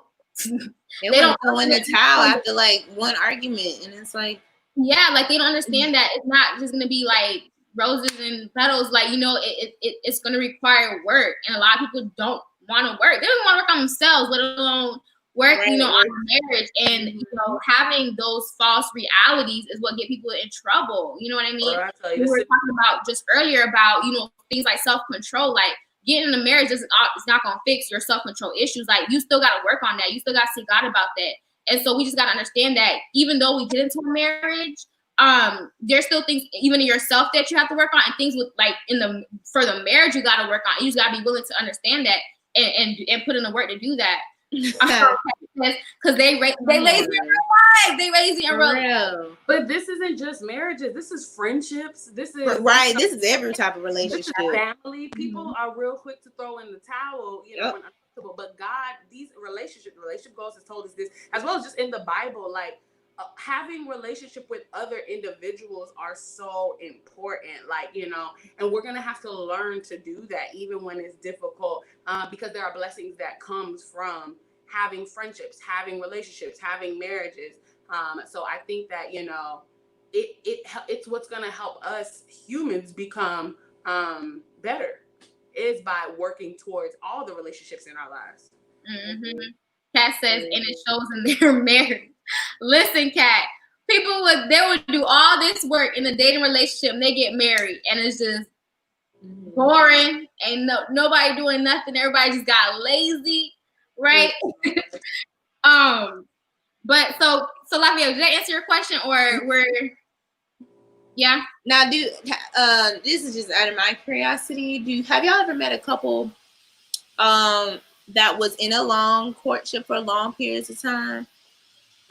Like years, I guess. So, because a lot of couples I've met, they all got married like within a year, or and maybe longer. They were like in college and it built up, but like adults, like in their 30s and stuff, I've heard it be like less than a year, like dating with courtship, engagement, and marriage without any year. So, how do you guys feel like about that? Listen, like me said earlier in the comments, like I feel like when a man knows, he knows. And then if you guys are doing it right and you're seeking God's in the forefront, it's centered on Christ. Like, there was no blurred vision in the sense of like y'all wasn't, fornicating, whatever the case is. Like, you don't be intentional and being purposeful where it's just like, okay, like how is this moving? Where are we going now? If someone knows, like somebody commented last week that you're being a little quiet.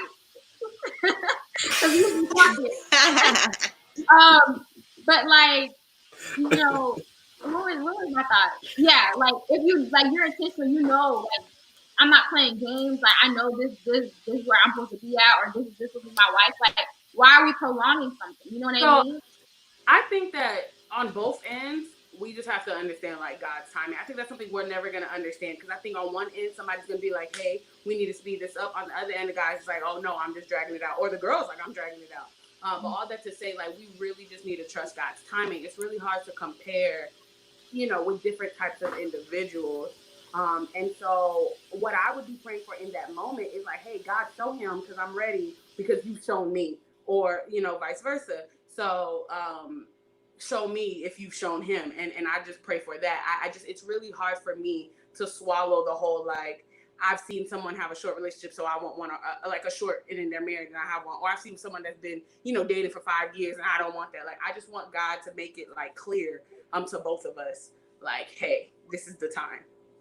And the reason I asked, because I remember I had asked this question, because on the Shade Room posted this, it said this guy said this actually, talking stage 2 years, relationship 5 years, engagement 3 years, plan the wedding 1.5 years, and then get married. That's a bit extreme. And then this guy was like, and for me to say that's a lot. Like, and this guy responded and was like, here's my idea: conversation, courtship, engagement, marriage, all within 1 year. Like, and that's extreme too. They're both extremes. I feel like I've seen people get married, like y'all are saying, and I've seen, like, my cousins, for instance, they worked together for 10 years, which is very extreme. And they got married, and they've been married. They have 2 kids, a beautiful home, and they're happy. Well, 10 years, okay. It was that like maybe they were high school sweethearts? No, dating. And went all the way up? 10 years. Dating 10 years or well, so. I'm saying, when did they, like, when were, at what level were they dating? Like high school, college? I think that plays 20s and 30s. 20s and 30s, okay. So, they dated for a very long time. And then even our pastor and first lady, Maxwell, remember they said they dated for a long time. Well, they was together since they was like 14, though.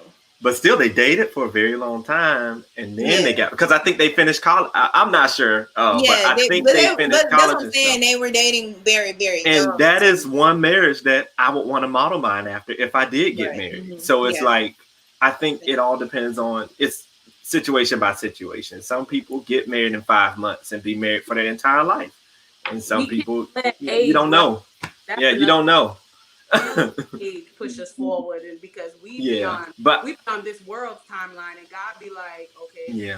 And I even know a couple who courted, did everything the way you, like y'all said, and they're divorced now. So it's like, it's just a big old, if God's not in it, he's not in it. So that's what I say. You can court somebody all day, but if God's not in that, but that's what I'm saying. Like, I feel like I would take it more, because I'm not on the timeline either. Obviously, I feel like no. I'm just joking. I feel as if, no, we don't have all day to make a point. Like, if you like me, make that known. However, what I will say is, I don't think I would be, so say if I'm courting someone, I don't think I would even be mentioning the word marriage until I have fully confirmed that from, like, God has confirmed that. So I wouldn't, even if recording, I wouldn't even be mentioning that until God confirmed it, because I want to go to premarital counseling. That's another question. Would y'all do counseling in the courting phase, or is that just for engagement? And after engagement, wedding? I feel like. And I have a question. You said something, Tyra. So what if God confirms to you that this man is yours, but he hasn't told him yet?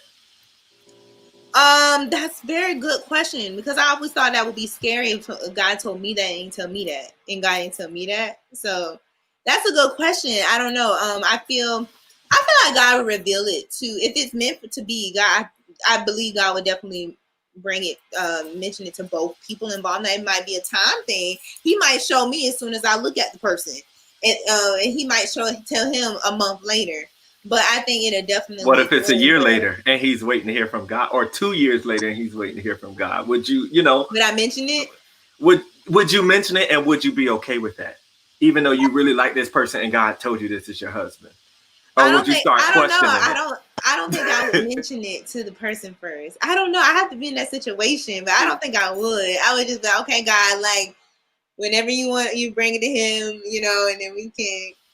Just because I feel like that too, because, the Bible says the man is the head of the household. So I feel like God would definitely tell him that. And if it's something we're both in, that's, I don't know if you saw my live, but my bishop said that God told her first, but like, she didn't tell him at all until like he mentioned it. So I think that does definitely happen. I got too much pride, though. I don't think I said that would definitely teach patience. But I don't think it's a matter of like, I think we understand that, it's all a matter of God's timing. And it's not to say like, well, so-and-so got married in a year, so what's going on over here? It's more like, I feel like it's circumstantial because it's like, are we in school? How old are we? You know, what's happening, you know, at that moment. Whereas like, if there's nothing blocking that, or if it's we're saying that this is what we're working towards, but I don't know. I just feel like it doesn't need to be like, if it feels like it's being drawn out and like it's not clear as to where we're going, like, but if we understand, like, we communicated where we're headed, where we're going constantly, then I feel like, you know, if it's longer than a year, whatever the case is, then that's fine. Like, I'm not, you know, it's to me, it's not a matter of, okay, we're gonna talk, date, court in a year. You know, it's not like a time frame like that. I'm not gonna bring that to somebody like, you got a year to figure it out, and I got to be married by the 12th month. You know, but it's just a matter of being intentional and, you know, communicating our expectations and things like that. Kat was like, listen, I need my husband to be like Isaac when he saw Rebecca and he knew immediately. Okay, but there was delay with Isaac. I was about to say that. There was delay now. There was some delay. He had to work real hard for Rebecca. God definitely had to be in it from beginning to end. Hey Sam, sometimes God speaks and we don't listen, or we don't recognize when he speaks. Listen, take it from me, y'all. Please listen to God the first time. Don't be second guessing him when he done told you to do something. Because what if it's like, God, that this is a relationship that does need to end, or like wasting your time is not even what I got for you, whatever the case is, and yet we may like try to brush that voice under the rug, like, we gonna figure it out, or, you know, but God is at the center, so why wouldn't God want this? Like, just because God is at the center doesn't mean that God wants approval on it. You know what I mean? And we need not to like be ignorant to that. You know, just because y'all are seeking God together and y'all are doing whatever the case is, then that does not mean that y'all are supposed to be together. And like, don't get that confused. That's a word. That part. That is a word. Listen to what she's saying, y'all. I'm telling you, I am a living witness, child. And you be feeling bad, but then you realize later on that God ain't even want you in that situation. And his, so a lot of times his denial is a protection. And that's all I gotta say. His denial is a protection. Listen, Lafayette, they waiting to hear something that come out your mouth. Oh, I ain't got nothing else to say. Not on this, no. Not on that, but we all agree that we don't believe in there is a one. Like, y'all in the comments, do you believe that there's the one for you? Like, there's that one. No, I don't believe there's the one. I feel like when we get married, you're the one. Like, and we gonna figure it out. Like, because I don't want, you know what I mean? I feel like people get married and they be like, dang, what God, but there's a one out there. Like, no, when we're married, that's it. I'm sorry, there's no trying to figure it out. Like, I believe in the one. I do. That's it. Go ahead. So I don't believe in the one for this reason. So, right, let's say I'm getting married, and this is just my opinion. Let me preface that. Before I get to marriage, I've more than likely been through some relationships that have taught me things for who I am going to marry. Maybe before having these relationships, I was selfish. I didn't have patience. I didn't care about money management. But throughout these relationships that I've had, I learned those things over time. That way, when I do meet somebody that I do like, or I may feel like, oh, I want to settle down with them, I'm now doing this fully cognizant of who I am, fully cognizant of what I expect and what I plan to be to somebody. So it's like, I feel like if we just go into a marriage with the one, I feel like, I guess we're skipping out on some of those experiences. Am I making sense? Like, it's like you're jumping over all these things. But this is from my view. I see what you mean, but based off, like, you know, having those experiences. But I feel like obviously, if, you know, there's that one, wherever the case, obviously we don't just like, oh, Samantha, you know, this is for, you know what I mean, written on their forehead. Like, I feel like obviously it's like there's gonna be that process, and you're gonna be like in different, you know, whatever the case is. I think it's just a matter of the question being like the one to marry. Like, you're well, right. That goes back to even what Paul said, right? Like, if these two people are burning, just get married. That may not be the one, but that's who they want to have sex with. Yeah. So, you know, that. I think that's not the thing the Bible says about marriage, though. I think Paul was just talking about the situation in which But I'm saying if that's the reason, like the reason a lot of people have gotten married previously, like if we're being real, they got married because I was gonna say they exactly wanted what to. Sam. I was just about to say what he said. Those experiences help you find the one. Like it's kind of like when you go through life and you, say you go through like your dream job, right? But you going through college and you going through different internships, not getting paid for it. You like you're learning stuff during those same times. You're not the same person that you were. So now it has equipped you for that main job or your dream job that you've always had for as a little person. So I feel like yes, like honestly, like I would not, if this was years ago, I would not want to be married to if my husband got married to the old Tyra, like that's not a healthy Tyra. Like, no, I would rather get married at this healthy, on fire for Christ person now. I don't regret those past relationships because they did teach me who I am. It's the reason why I am who I am today because of those past relationships. But I know good and well I was only there for that season and to learn what I had to learn. That person would never be my husband a day in his life. So, but now like my husband gets this whole person, not that broken person that he probably would have got years ago if he would have met me back then. So I asked this question. Let's say you do marry your one and they pass away. Is that the only one for you? No, I think that's why I say Monica said every situation is different, but we can't speak for us if we're not dead. Like, But our what I'm saying, spouses I is don't dead. believe that there is only one person that, because I think possibly we can pass up people who we're supposed to marry, and or we could pass up someone who could have been the one. Like you get what I'm saying? Like I'm looking at it from a practical way. People say that, and I get what you mean. People say that, but I feel like if it was by God, it would not have passed you by. Now, if y'all both still single, and now say that was your one, but you got married to somebody else because you wasn't listening to God, that's on your fault. Now, that's not on God. But how do you explain that in death? Or do you just stay single forever? Or what if you thought you married your one and y'all divorced and then you find your one? Because you see that a lot too. I feel like, I would. No, because I have a perfect example, but I don't know who's watching, so I don't want to get that example out. But so I'll say it off camera. But I feel like a lot of times when people, I can't speak for every situation, but a lot of the times people get married because God did not ordain that person for you. Now your real soulmate may be out there, but God is so complex that we can't comprehend what He does because He's God and it's not meant for us to. But if it's really for real, like it'll come back. I feel like personally. But it just I think it all boils down to just having that relationship with God so you can hear.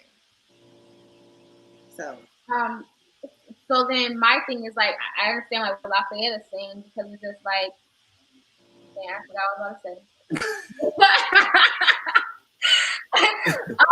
say. This is true, but it starts with you genuinely serving God. Sam says this is just popcorn. But what I was gonna say with Lafayette was just like, yeah, like what if you die? And then my question is, okay, but what about free will? Because then it goes to like God being basically a dictator. It's just like, no, you married this person, right? You don't marry that. What person. Are we dating for? You know. And I feel like then that's where the topic of grace comes in because we do have free will. And so what Sam was saying about, you generally serving God, when we, generally see God and acknowledge Him in all of our ways, we're asking God, okay, God, like obviously marriage is something that you see important, I see important because it's a tying of souls together, we're coming to as one, and it's the person I'm supposed to spend like the rest of my life with. And so obviously like you're God, you know what I mean? Like my wisdom can't compare to yours, or my emotions or heart can't compare to yours, and my heart can deceive me. So what do you say on this matter? Do I see God and have peace about it? But to go back to Lafayette, if you say like this will be my husband, whatever the case is, and he don't necessarily choose you, like do you sit around and wait for him to get a divorce because that was the one for you? So I have an opinion, but I don't know how biblically correct this is, but I'm just gonna go ahead and share what I think. I think that you can marry anybody, and I think that God can ordain the marriage. It happens the other way around, where God sees that these two people are growing close to me, and therefore they can work together. They can make each other better. All that to say, post death, I do think that you can find someone else that you that can do that as well, that you both are under God and God can then ordain and say that this union will make you better.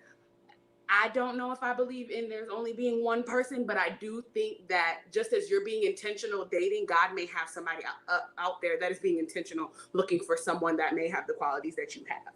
But doesn't God know everything though? So us saying that we married a person, then he ordains it. But like he knows from the beginning of time, he knows who we're going to marry. Right. But he also knows that, that person may die, God forbid, and then there be maybe another one. Or, he may also believe that maybe we're only supposed to be married once and not marry somebody else. So he knows literally the entire story, not just, but I'm just saying, like, as us looking for it, I think that, it's more of let me be the right person that I need to be so that God can find the right person that he wants for me and make this bond one. And I agree with that, Jasmine. I feel like I meet somebody and I'm making this decision that I want to spend my life with them. It's a conscious effort for me. Like, it's not something that I just slip into. Like, I have to make a conscious effort to do it. So that's how I'm like, I feel like it's not always with the one. And then going into season, because it's just like, because what if it's, in God's plan is just like, but, this person is right in this season. I need y'all to come together because there's something I'm doing this generation. I need y'all to be put together. Yes, obviously God is sovereign. He knows everything. There's already a plan. It's already a plan in place.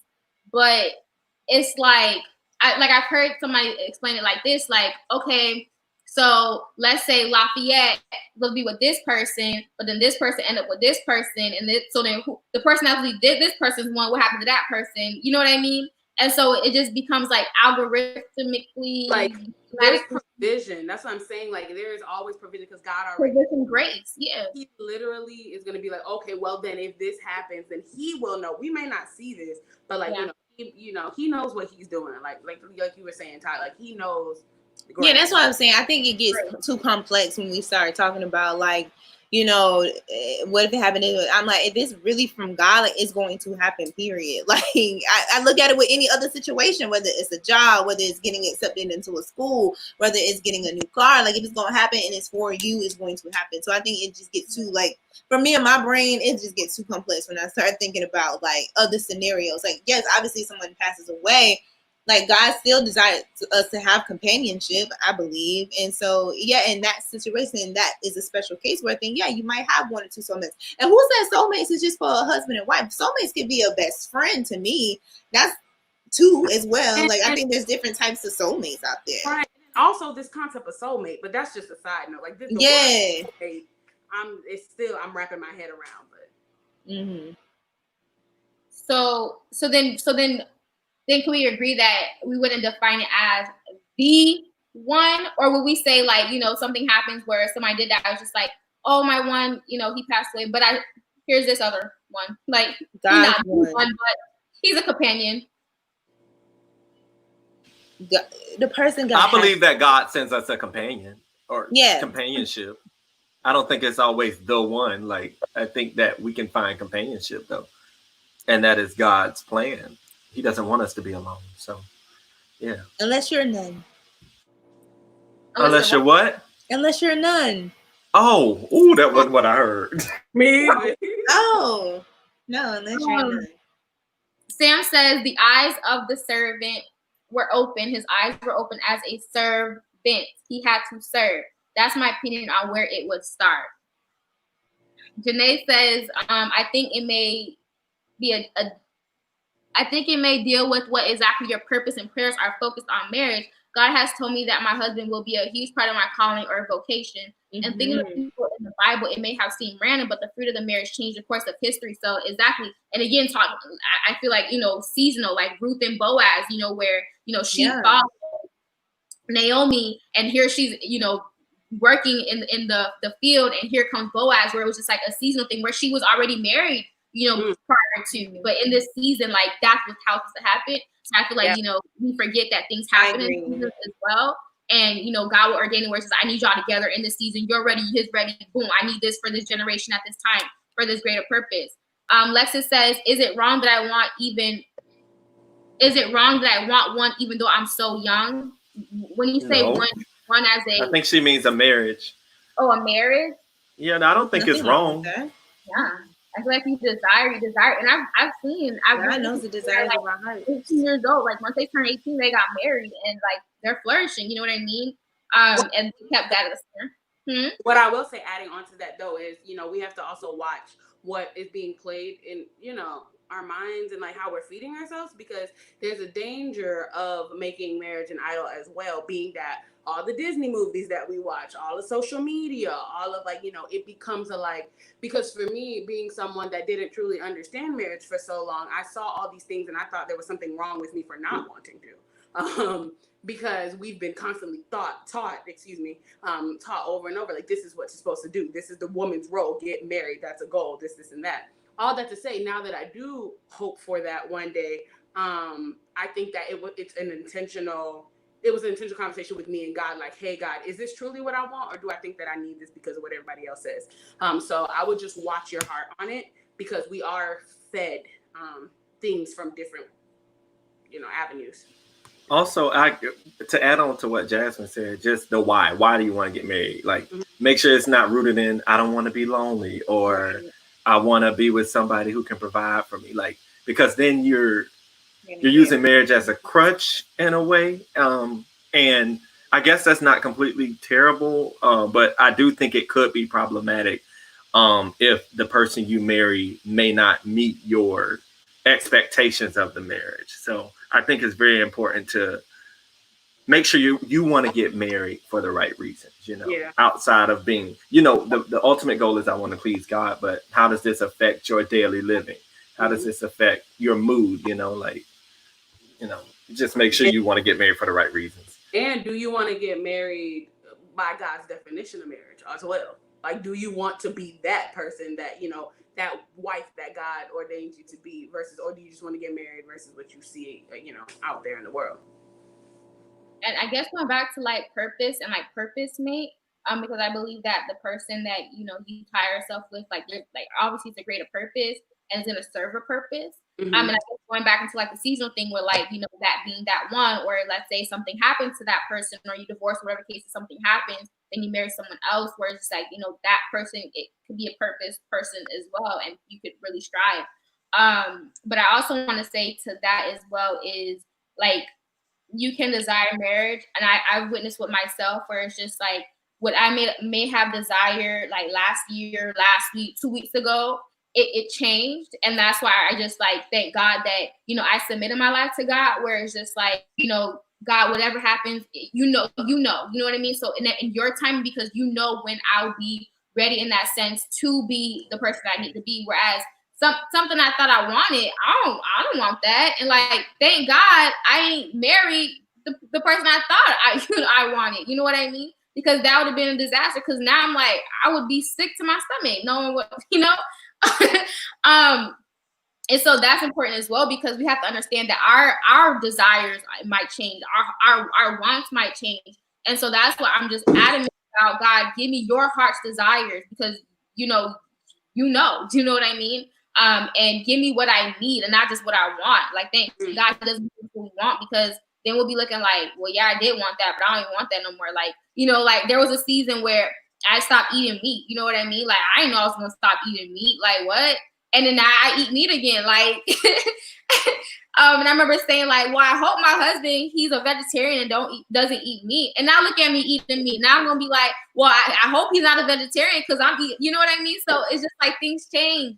And so sometimes we may say we want something, and that might not necessarily be what we need, or it might be that for a season. I think we have to realize that there's seasons and things like that. But to have the desire at a young age, or maybe you're in a relationship and it's a healthy one, it's centered on God, and y'all believe y'all are called to, and I feel like marriage is a ministry, honestly, but y'all are called to marriage at a young age. Like, don't let nobody like put y'all down and go into First Timothy, Second Timothy, where it says don't look down on me because I'm young. Like, don't let nobody look down on you for a young marriage. Like, young marriages be flourishing and stuff like that. I feel like you have to be old. And I don't put a number to it either. Like, I feel like it's a ministry. When you're called to it, or called to that season, you're called to it. That's good. Any last remarks, words, comments? Hopefully that answered Lex's question. Listen, this is a topic that I'm going to continuously be learning about. So even in conversation, my mind has changed, you know, as we're speaking. So this is definitely one of those topics that still got to learn some things. Same. I'm reminded why I'm single. Even up to even yesterday, I was having a conversation and we were talking about like just expectations and like going back to intentionality and things like that. And I was just like, man, well, I need to change my mindset because I feel like too many times I hear or I see so much potential and I get caught up in the potential aspect of someone and not their patterns. You know what I mean? And that was also in relationship goals that book Pastor Michael Todd wrote, talking about patterns versus, you know, potential, and that we got to pay attention to these patterns. And so even that is like, you know, daily my mind is like being renewed, and, you know, my idea or my definitions of different terminologies when it comes to dating, things like that, changes. And then I want to, like, because we've been throwing out these words like courting and dating, and just for the sake of clarity, because y'all now like clarify things, I just want each of you guys to like define to me like the difference between courting and dating, because a lot of times in that Christian community, courting is like thrown out there, and I feel like people don't understand that, or they may have a different definition of that. And for the sake of like clarity of this conversation, we're throwing these words out. So I just want how do you define those terms, and what is the difference, if there is a difference, between courting and dating? Sorry. I'll go first. Okay, you got it. My bad. No, go ahead. So for me, I don't use the term courting. So I would say courting for me is synonymous to talking. And during that time, you're getting to know each other. So you're hanging out, you know, just learning more about each other. Whereas with dating, now we're consciously working toward a greater purpose or a greater goal, which in this case is marriage. So yeah.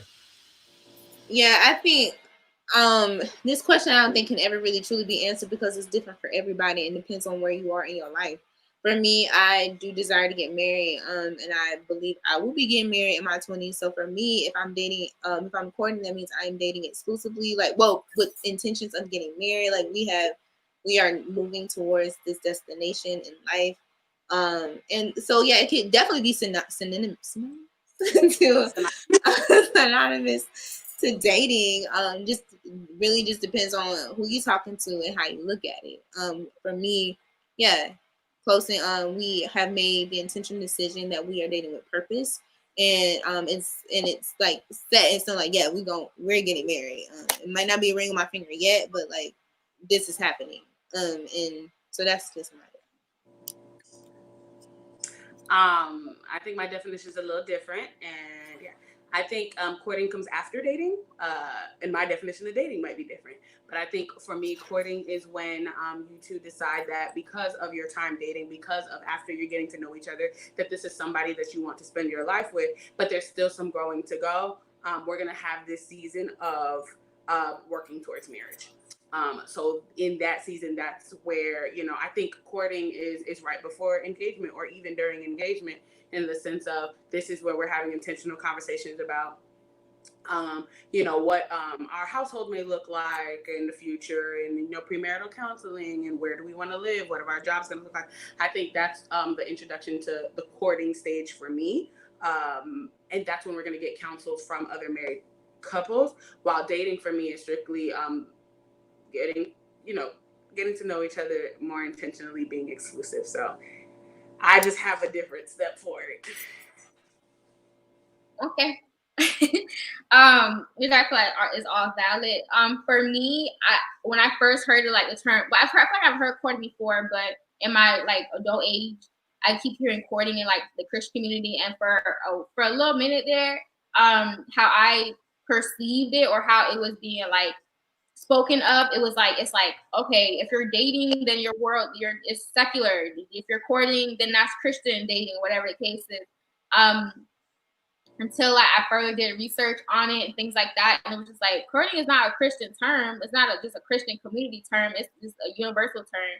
And so how I understand courting is just like, it's just, you know, I think the first time I heard courting or courtship or whatever is like when it had to do with like birds, and like, you know, when the male would like show off the like feathers or whatever to like kind of like, you know, in a sense seduce the female bird or whatever to like mate with them or whatever the case is. And that's when I first got introduced to that word. And so for me in my adult age, and if you don't know, my middle name is Princess. And I just feel like courting or courtship is like you're just being intentional. And I feel like I'm one, and I always want like things to be a purpose and of intentionality. And so it's just like even before, like if you see me on the street or see me on social media, whatever the case is, and you're just trying to get my attention to, you know, take you serious or, you know, even like you know, get into that talking stage. I feel like that right there is courtship, like because you're trying to court me, like you're trying to like get my attention and be intentional about getting my attention. I feel like that is you know, courting. And then if we, you know, start talking and then we get serious and you want to take it exclusive, you're courting me. You're trying to get, you know, you're trying to prove yourself in a way that's just like, let us be exclusive. And I'm like, okay, cool. Like you've convinced me. Boom. Then if you're trying to say you want to marry me, then again, like, you know, I feel like I don't feel like it's just a period. I feel like throughout the whole time you can be courting because it's like you're trying to like, in a sense, like say like, I'm very intentional. Like I'm pretty sure, I'm sure that you're who I want to be with, or you're who I want to like be intentional about and get to know you more and see where this can go. And I don't know, because you know I was saying in previously earlier that I want somebody that's gonna be intentional, and I feel like that's what courtship or courting is like to me, in my definition. Lester says, I feel like dating is going on a few dates and getting to know the person. And courting is after you dated for a while, and now you guys are on the path to readying yourselves for marriage. I feel right. like this. Yeah, so like that's how I still understand it as well. Like where you can call it a courtship. Like how I defined it previously, I'm not gonna sit there and call, yeah, I'm in a courtship. It's like, yeah, he's courting me. Like he's trying to get my attention, things like that. Because even in Europe and London, things like that, that's how like the princesses and the prince, that's how they operate. And again, I just said my middle name is Princess, so I'm like, I want that same period. Treatment. Okay. But yeah, you're right, Lex. Is like that's how it's pretty much like the definition is kind of like you dating, and then y'all say like, okay, these are our expectations. This is the goal we're trying to get at, and that's marriage. And so we're entering a courtship with a purpose in mind, with a goal in mind, and that's to get married. And courtships can be called off as well. Like it's kind of like a pre-engagement sometimes, in a sense, like y'all not like there's no ring, y'all engaged. But it's like y'all are getting to that. But that can be called off. It's not like solidified. It's not, y'all not tied by a courtship. That's why I throw the definitions out there just for the sake of like how people may interpret it or hear the word and may not understand it. Because I've seen that people question like, what is courtship? What does that even mean? So we just gave y'all a few definitions, or how our mind says, or how we think about it, or how you can think about it. Then we don't talk for 2 hours, but you could just talk for days and days and days, and you know it's just so many different aspects and things that we can talk about. And I just want to make sure that everybody was able to talk and questions were able to be answered. So if you are still watching, you're still with us, and you have a question or maybe something you didn't hear, you can drop it, or we're gonna shortly end this live. But yeah, let me just make sure I didn't have any last thing. I make sure I covered everything. Okay, so everyone said that they're single, so I guess to just end off, like, are single by choice, single because you know, just letting the Lord use me. Period. By choice. By choice. I'm just single. Like if God wanted to send me somebody now, He can. I feel like I have some things to work on. So whenever He. And I'm the opposite. I don't feel like I would be ready to be a husband right now. So I think this is my time to just, you know, grow. Jazz, you too? I'm just nodding. You just see me just nodding my head. Right. Like, I feel like I'm single. And I think that, yeah, like kind of what Tyra was saying, you know, if God wants to bring someone, then He can. I do think that, oh Lord, I don't want to talk too soon, but I do think that God is already showing Himself in this place in my life. That's all I'm going to say. Period. Okay. Future courtship. Lord. Oh, I forgot Tyra answered. So yeah, Kat says I'm with Tyra. Janae says I'm single because God didn't let me have Michael Todd. Wait. Now you do not want Natalie to fight you. Everybody was like, you had a brother, sis. Oh, his Oh, wait, no, his he's brother not got married too. He married or engaged too, something like that. the little one. Oh yeah. No, he got a girlfriend. He got a girlfriend. He got a girlfriend. Okay. I'm single because we all on, but Lexus though. That's point. You're on something. She said because we all locked down. But before I would say single by choice, maybe like beginning of the year. Now I think I'm with Tyra and Kat, where it's just like, you know, when God sends them, I definitely believe that I'm still growing, and I'm never not gonna be like, oh, I'm ready. I don't gotta grow no more, because obviously every day we're growing and things like that. And for a little while, Kat had to like talk that out of me, because I feel like I was like, I don't know if I feared it, but I'm just like, I'm not ready. Like, God don't send me whatever. And Kat was like, girl, you better rebuke that. You better, you know, receive that, whatever the case is. When people like speak a spouse in my life and things like that, I'm like, I ain't ready for that. Dodging and stuff like that. Now I'm like, okay, I receive it. But I definitely believe that, you know, in God's timing, and He knows, you know, what season, when that is supposed to happen and things like that. So, you know, I'm gonna stop being standoffish and shut offish or whatever, and give people chances or whatever. But you gotta be intentional, okay? But okay, guys. So we're gonna go ahead and shut this down and cut it off. This was interesting. Interesting. Yeah, but it was definitely interesting. Definitely, we're able to define some things and talk, and I feel like, you know, that's just healthy. Like in, you know, Christian communities and Christ communities and things like that, they, you know, we need to have these conversations, because people be wondering, people be asking, and nobody wants to be real and talk about these things. So I just pray and hope that, you know, out of this conversation, that you guys were able to glean from our transparency and vulnerability when it comes to this topic, and the experiences that we've shared with you all, and the advice that we've given, the answers that we've questioned, the definitions that we've thrown out there, that, you know, you guys are able to, like, there was maybe you got clarity on something, or maybe you just needed you know, just to hear people like-minded and that are your age talking about things like this. Lexa says, how often do you guys go online? Gotta make sure I'm subscribed. So it's every other Saturday. So it's the first and third Saturday. Let me clarify. The first and third Saturday, Lexus. And so you're on Facebook, so you can just go ahead and like this page and follow this page on Facebook, on Instagram, and on YouTube, so you can get notifications and just catch us. And I also have a podcast. That's where this all things come from. It's called the Being One Podcast, and that's on all podcast platforms. Yeah. All right, so thank you guys so much for tuning in to the Being One Podcast presents Reflections, a conversation with friends. So, and it's 4th of July, but we know how I feel about it. It's July 4th. Huh? It's July 4th. It's July 4th. It's 15 days after Juneteenth. 15 days after Juneteenth. But yeah, guys. So again, we love y'all. I love y'all. I've been on pause with the podcast just for different reasons, but I shall surely be back. And I've been saying about I'm gonna go live on this platform, like Facebook, when I record, and I just need to do it, and I haven't done it yet. But I'm gonna do it. Y'all hold me accountable.